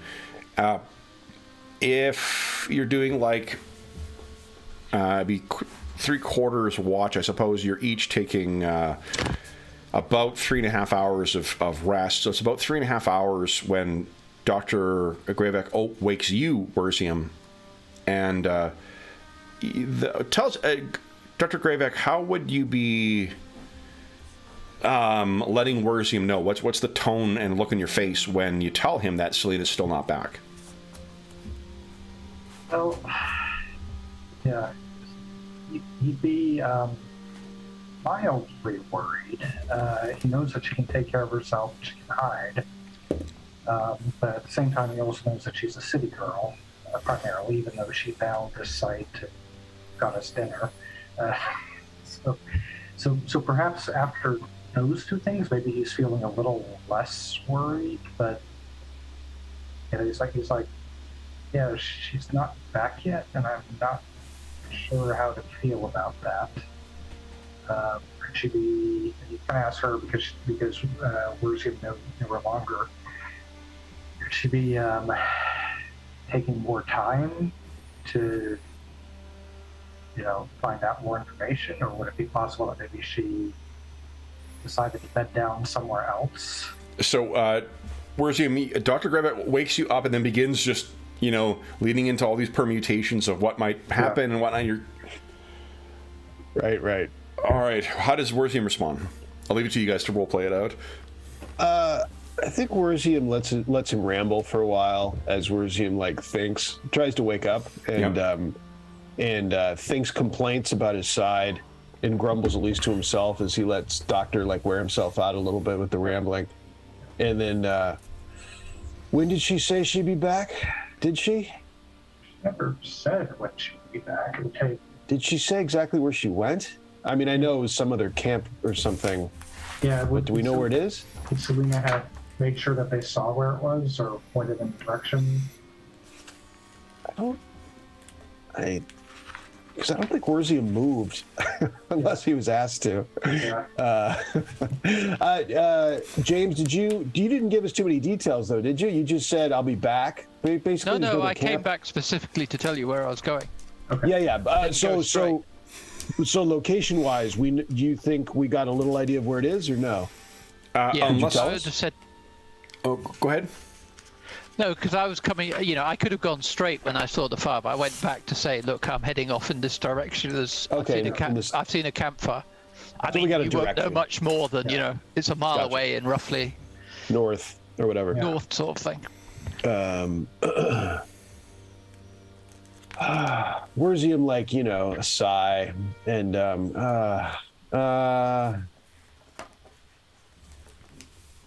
yeah, it's a difficult. I don't think it's obvious, Gravik. I mean, we don't exactly know where she went. We leave and go look for her, and then she arrives back at camp. And she wonders where we are, and she goes off and looks for us. This has happened to me before.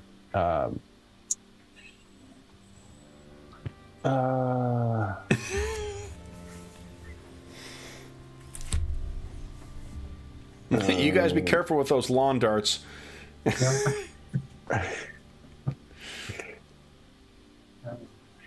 I mean, I'm not inclined to go. Let's see if we can see the campfire. And I think he's going to try to find Werzium's going to find look for a nearby high point. It might not be wondrous, but you guys are in a pretty good vantage. Okay. Like Selena's selection of this spot as your campsite is quite good. Excuse me. Bless you. Go ahead. And take a awareness check. Okay. So you get up, you walk to the edge of your campfire. Dr. Gravik is putting a couple more, logs into the fire. And you're looking around. So let's see how you do there, Werzium. Oh, 40. You can see precisely where she's looking, where she mentioned. Yeah. Okay. And in fact, maybe just your what do you call eyesight too. Narratively. Yeah. Your Witcher's senses. Oh, my smell. I like that. How about a little? Yeah. There's a smell.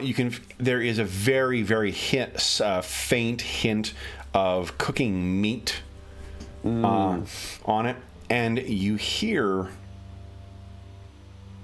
and maybe it's your ears playing tricks on you, the beating of wings. Something off in the darkness there. This time, not hundreds of birds, but a single bird. And is it what kind of distance do I have? Is it a long way off? The campfire is at least a mile off. And how about the beating of wings? Is that distant? Closer. Okay. Closer. In same direction? Can I tell? Roughly, yes. Check the skies with my no penalties from dim light, if that helps. What you can see tonight is a much more clear light. One of the advantages of having this high point is you have less trees obstructing some of your view, so you can see the beautiful star-filled sky above you. And to the north, there is hints of that greenish shimmer that you've heard that the northern lands is blessed with in the evenings.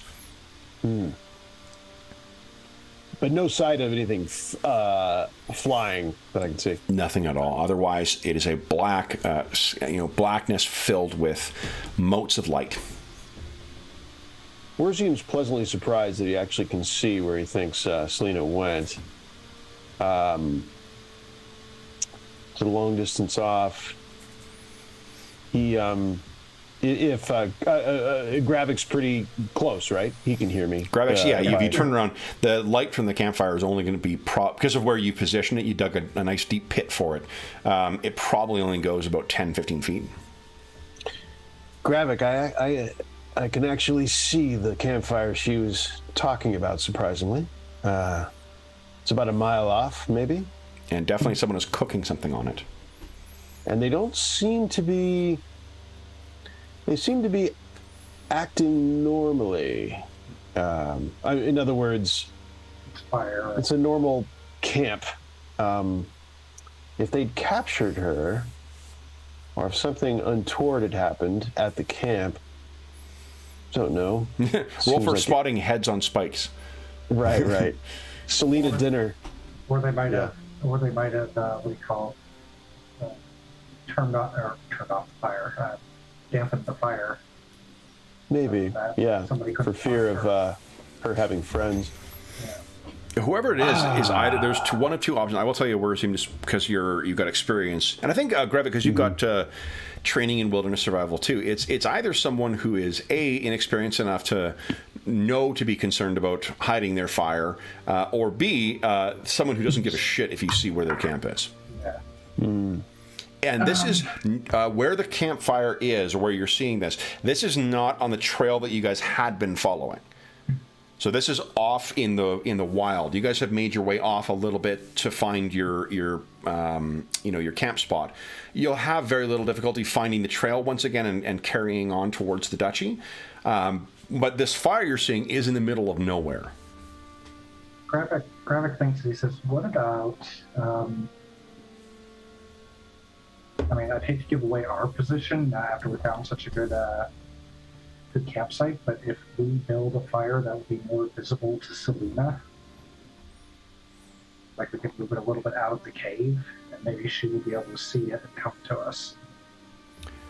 To give context to your decision as well, Selena is the one who found this place. She seems to be, if not equal, or if not greater, than at the very least equal to your own survival skills. Yeah. If she doesn't make her way back tonight and she doesn't get attacked by an animal, she could probably find a place to camp up and be, get a full night's rest. Yep. One last thought that I'm not sold on, but to say it out loud, Gravik, is one of us could make our way towards that campfire, and one of us could stay in case Selena returns. We have 3 different people. 2 of them lost in the woods. Yeah, indeed. Because the only reason that's worth mentioning is because if we both leave and Selena arrives back, does she stay here, or does she go wandering off looking for us? That's channeling Selena and Mrs. Gravik saying, I think she would just say, those old farts. I'm going to get a good night's sleep, and they can find their way back. So is that what she'd say about us? I think so. So we should sleep, is what you're saying? Yes, she does seem to be able to survive out here, and if the camp has her, I'm not sure what would the plan be? Go and take on the camp, get her back, or if she's not back tomorrow morning, we can go out towards the camp then.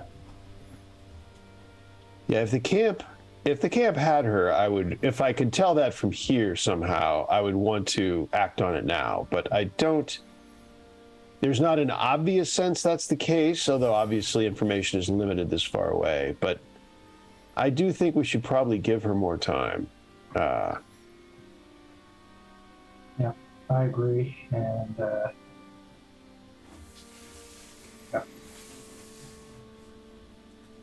yeah, let's give her more time, and hope we don't have to clean up any mess.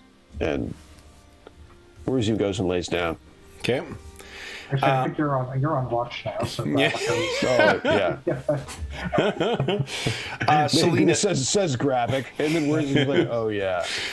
Would you give us, Selena, a wilderness survival check? Let's just see if you can find. It's only going to be a DC 12, we'll say, to find easy. So you find a place to be able to curl up safely and get a full night's sleep.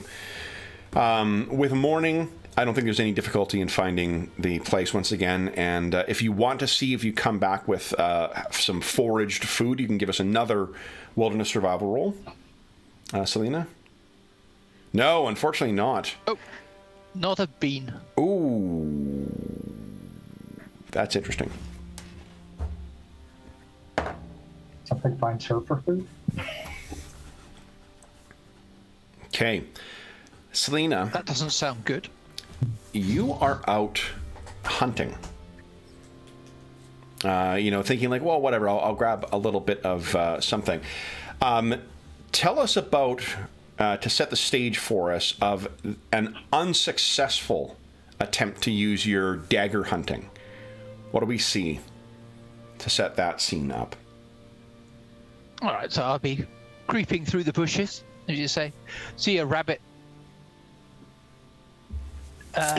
scampering about. Fling one of my throwing knives at it, and clatters off into the bushes behind the rabbit. It darts off too, and I'm picturing it being it's not like a bunny, it's like a jackrabbit, like a big thing that can really motor when it gets going. So it takes off, and you're like, God damn it, your dagger. You need to. It's one of the downsides to your hunting technique is that you do need to recover your your hunting tool every time you make use of this. Highly expensive daggers. Yep. Yeah. So you're off in the bushes and trying to find something when you hear honestly, I'm trying to think of what the comparable sound would be. I don't know if there's anything you've heard like this before, but it is a growling that is deep and sonorous. It, like, in the sense that it feels like it's in the same way that hymns captured in the acoustics of a high-ceilinged chapel really amplify the effect of it.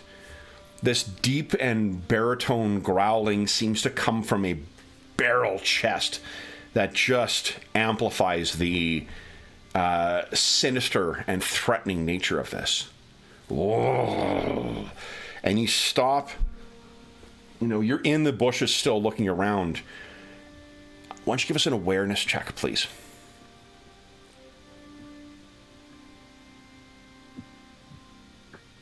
Awesome. What you can see, precisely the direction that this is coming from. And you've seen winter wolves, and you've seen those wargs when you were up in the mountains. So you're not unfamiliar with large creatures. But this seems different. And bear with me a moment here. I'll give you an idea of what you see here.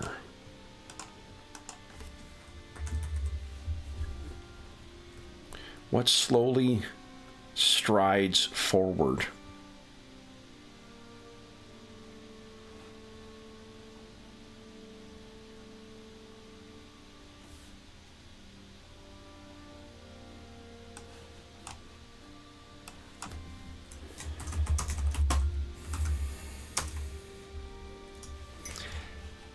And it's only the one in the center I'd like you to focus on here. This strides out.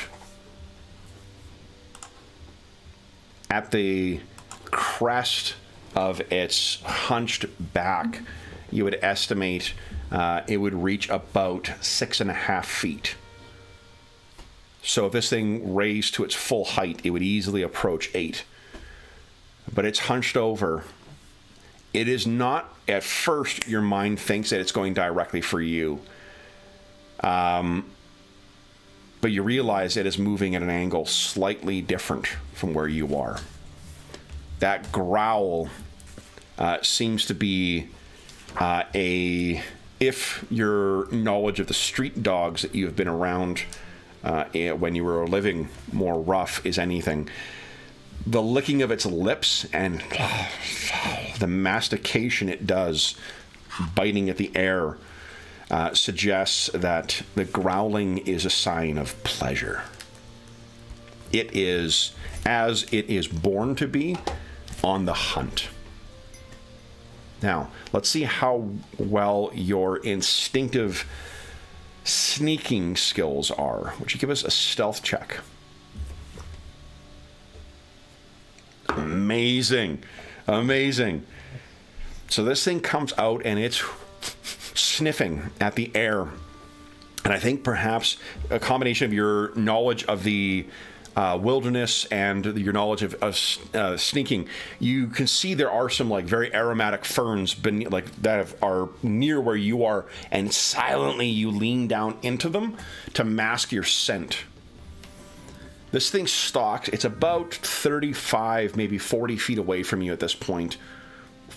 It moves in and leans way down to the ground, its massive black nose snuffling at the ground. What do you do, Selena, if anything? So I'll just squeeze the herbs in front of me. Just quietly make sure that as much smell comes off it as possible. Nice. You do so. This thing's head, and I mean, its head is as large as your torso. It sweeps back and forth, sniffing at the ground. And then it's, I can't remember the name for it. Do you guys remember, what's the word for, with the, is it cantilevered leg? Is that the right term I'm thinking of? I think so. So it's the cantilevered knees that go backwards. It gets down and then it springs forward incredibly quickly. And in a second, it's gone. Off in pursuit of its prey. How long is it before Selena moves again? Ooh, I think she's going to wait really quite a long time. That thing's way too big. Okay. Would you give us a courage check, please?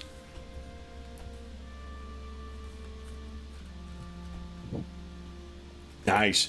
So, yeah, you don't panic. You've got yourself completely collected. When is it that Selena makes her way back into the camp? I think give a good hour and then work her way off. So Werzium and Grevik, with the next morning, you guys will... I guess first off, what are you guys intending on doing today? Are you intending on having another day of rest? If you do so, this is where all the wounds will be gone, and you'll heal that extra amount. I think it would be a good idea. Gravik would definitely suggest that. I think I'm feeling better, but not 100%. I have a feeling we'll be able to travel. I'll be able to travel more easily tomorrow. But if you feel the time is of the essence, we can also move on. This does seem to be a somewhat defensible place. I think that's fine. As far as our traveling on, that is going to be limited anyway by Selena's hijinks. So I think we could put that to rest. Continue our travel, we can put that to rest for now for multiple reasons. So you dig into the leftover squirrel from the previous day as you're chomping in, idly wondering where she's going to be. Now, Selena, when you do come back, are you intending on hiding your reaction from Werzium and Grevek, or do you intend to talk about what you saw? Oh yeah, no, I'll tell them the whole lot. Okay. I'll tell them of the camp, the tattoos, and and also the critter that was out there. That seems Werzium sort of thing. So what you see then is Werzium and Grevek. It's a little later than you even expected. It's probably you're up around 6 o'clock or 7 o'clock. No, you had 10 hours of sleep, so it would have been actually around 8 or 9. So late rising. It's already quite day. It's warming up. And still no sign of Selena. And then it's another hour before she finally comes in. And at a glance, Werzium, you can see that there's, she's agitated by something. And what does Selena tell Werzium and Dr. Greyback? I said, well, that was quite a long adventure. And there's one of these creatures that you'd be interested in, Werzium.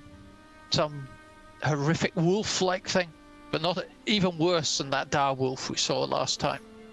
And I'll have Selena describe it for me. Best she can. Okay. So Selena... Yeah, and I mean, you rolled quite well in your awareness. So, why don't you give us a Witcher... This is where you use your Witcher training, right? As Yeah. Yep. Okay. And if you've got any luck left, we're almost at the end of the session, so you can feel free to... That's true. I mean, I'll throw it in there. Okay, so what's your total roll? 26. 26, okay, that's great. Good reminder. So she describes it to you. What she seems to be describing, obviously, is a werewolf. The thing is, werewolves are dangerous and horrifying beasts that can lie dormant inside totally reasonable people. These huge beasts look like a cross between humans and gigantic wolves. They are merciless monsters with no empathy and a powerful bloodlust. The worst part about these cursed beasts is that they arise from regular people, normally. Werewolves manifest all the cruelty and evil intentions of the cursed people. When a person transforms into a werewolf, usually a process started by the rising of the moon, they lose all shreds of their humanity and are left with only their intelligence and their worst and most vicious urges. Now, there are a couple of things off with this. Often, your experience with a roll 26, werewolves tend to travel alone. They don't travel in packs. What Selena's been describing is a thing that was during the day. This thing was at hunt in the morning while she was hunting as well. So that's another thing that is unusual. The other thing is, because you had clear line of sight last night, you were able to confirm it was not a full moon.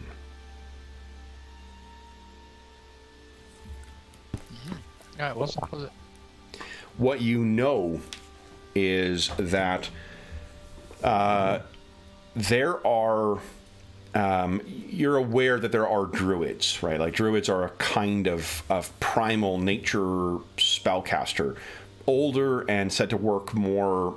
work a different kind of magics from what the priests of the northern kingdoms are able to do, or the sorcerers that, like your two allies, or even like your signs, something completely different. And they are said to be able to be capable of things well beyond what any of the other sorcerers. You know sorcerers who can transform themselves into animals and whatnot. That is it's not a paltry thing to do, but it is something that sorcerers are capable of.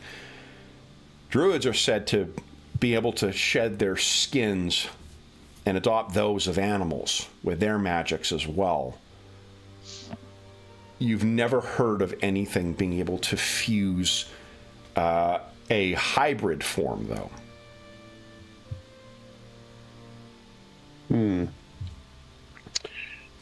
A final concern. If it is a, as it were, bog standard werewolf, lycanthropy is a transmissible disease. So a single werewolf can be the source of, or the point of origin for a plague of these things. It's most likely a werewolf, but it doesn't necessarily fit all the parameters exactly. With a roll that good, you know that any oils that affect the cursed, that would be effective. And there is a type of bomb that you can create called moon dust. that can diminish its abilities to, the sorcerer's kind of or cursed abilities to regenerate. So there are counters that you're aware of for standard werewolves. For this thing, the things that Selena mentioned, you've heard tell of. There were men who settled in the far north when mankind came to the continent. But there are tribes that were pushed out of these lands and to the north beyond the Dragon Mountains. You've heard rumors of these people, but what Selena's described is that type of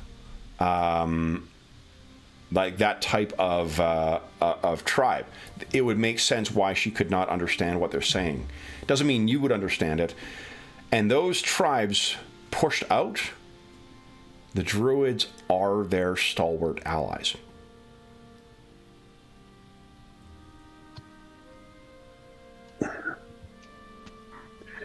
So it would seem like a werewolf, but it doesn't quite fit all the parameters. There's something odd about it in that it hunts alone, that it's been sighted without a full moon, and was there another one, Kevin? There was another oddity, right? Out in the daytime. Oh, and it travels in packs. Daytime, right? The packs. So,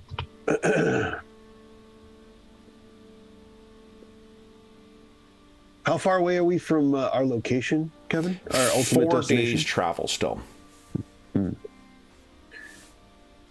Uh, And I don't want to freak you out about your camping location too, but like their fully lupine kin, they track by scent.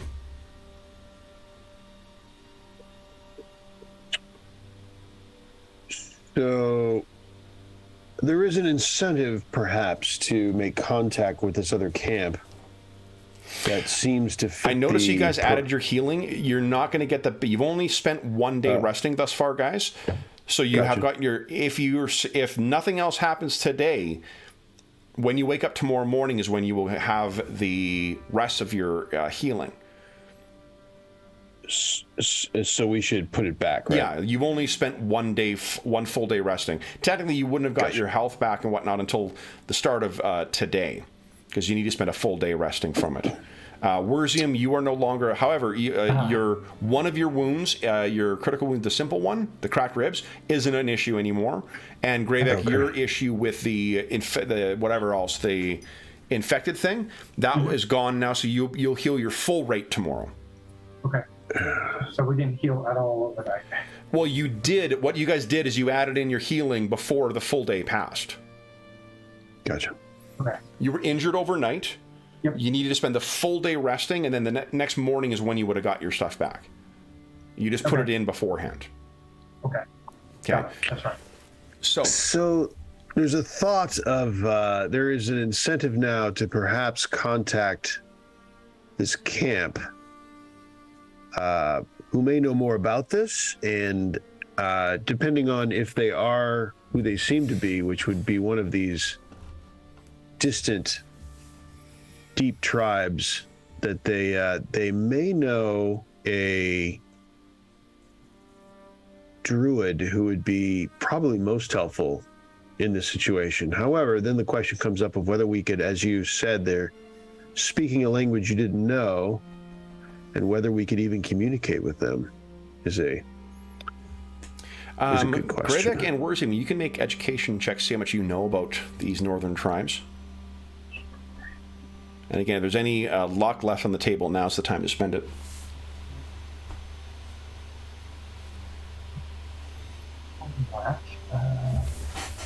Education. Where's my education? Nothing enough. I don't have any education.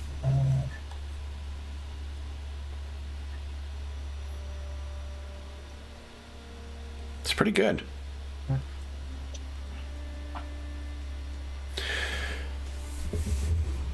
So I think Greybeck, with that roll, what you know, let's see how Werzium does on his. Oh, okay, me too. Yeah, you can both make a roll. And you're always able to make a roll. Just you have, get the benefit of your. Okay, so Greybeck, you remember hearing about, like, the maybe one or two of the miners that you met over the course of your practice. They talked about, like, the miners have encountered those northern tribes, but they seem dangerous, but not, like, constantly attacking. You didn't get the sense that, like, they were at war with the people. They just were very different. So as far as you know, it's not like there's an active war. Like, every time you go out there, these people attack the civilized lands, or they didn't need to be driven off the land in order to be for the mining to take place. Would he know anything about, like, so did the miners indicate how maybe they communicated with them? No, unfortunately, with a roll that roll, all you've got is just that you know that you're not aware of there being an active war between the like the people of the northern lands and those north of the Dragon Mountains. Okay. Yeah, he says they're probably not.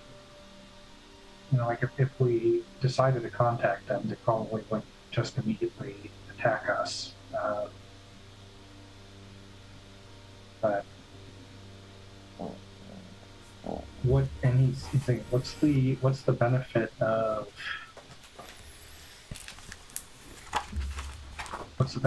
following up on this as opposed to continuing on? And you said that these werewolf-like creatures can track us, but are we their prey? Do they even care? Or are they maybe looking for something else? I can't imagine they're looking for us. Something to contemplate over the next 2 weeks. Unfortunately, we are out of time once again. So, for those listening at home, thank you so much for joining us for session 3 of the Season of Ravens arc of our campaign. As is always the case, if you have any comments, questions, or first off, let's award some XP. We're giving, 3 XP per session, guys? Or is it more than that? Has been, yep. 3? Yeah, you should give a little more, but it says, what is it? It's like between 3 to 6, I think it suggests. I would have said you've given more than that, but I'm totally. Let's see here. I remember getting a 6 one time. So. Yeah, let's take a look at what it says here. Not giving more than 6 points out. I think today was an eventful one. We learned a lot about the healing stuff, and Selena was quite bold in going out. So why don't we say 5 IP for today, guys? I think that's what we got last time, actually. Cool. Okay. For those listening at home, as is always the case, if you have any comments, questions, or concerns regarding the session, the campaign, or the game we're playing, please do not hesitate to leave a comment in the comment section below, and I'll endeavor to reply in a timely fashion. In addition, you can find a link down below to the Dungeon Musings Discord server, where all of us are active, and we have channels there dedicated to this game, this campaign, and every other game we run on the channel. In addition, there is a link down below to the something called Heroes Save Villages. That is the charity fundraising campaign that we run on the channel.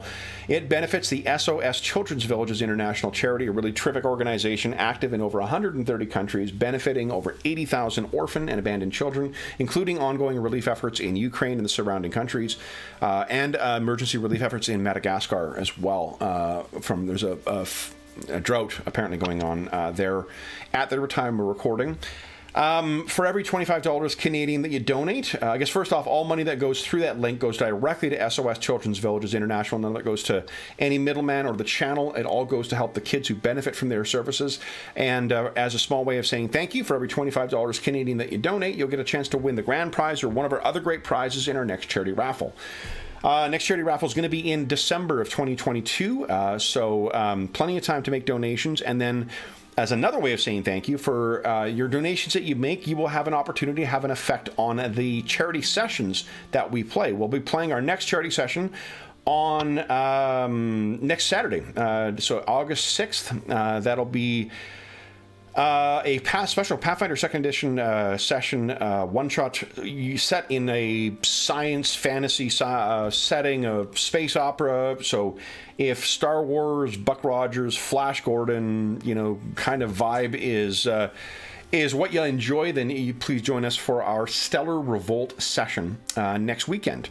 And then we'll be having our next charity session in September. And those who have donated since June 15, 2022 will have an opportunity to spend the money that they donated to help shape that session. But for this session, let me end by saying a huge thank you to the stars of our game. So Sean, Robert, and James, thank you so much for joining me back in the Northern Kingdoms. Congratulations on defeating your first group of bandits and treating your first batch of critical wounds. I am very sorry what's going to happen with this werewolf in our next session. So, for those listening at home, thank you so much for joining us. We hope that we gave you a couple of hours to take your mind off of the troubles of our world and think about the troubles that our heroes in the Northern Reaches or the Northern Kingdoms are coming across. And until we see you again, stay safe, stay healthy, and happy gaming.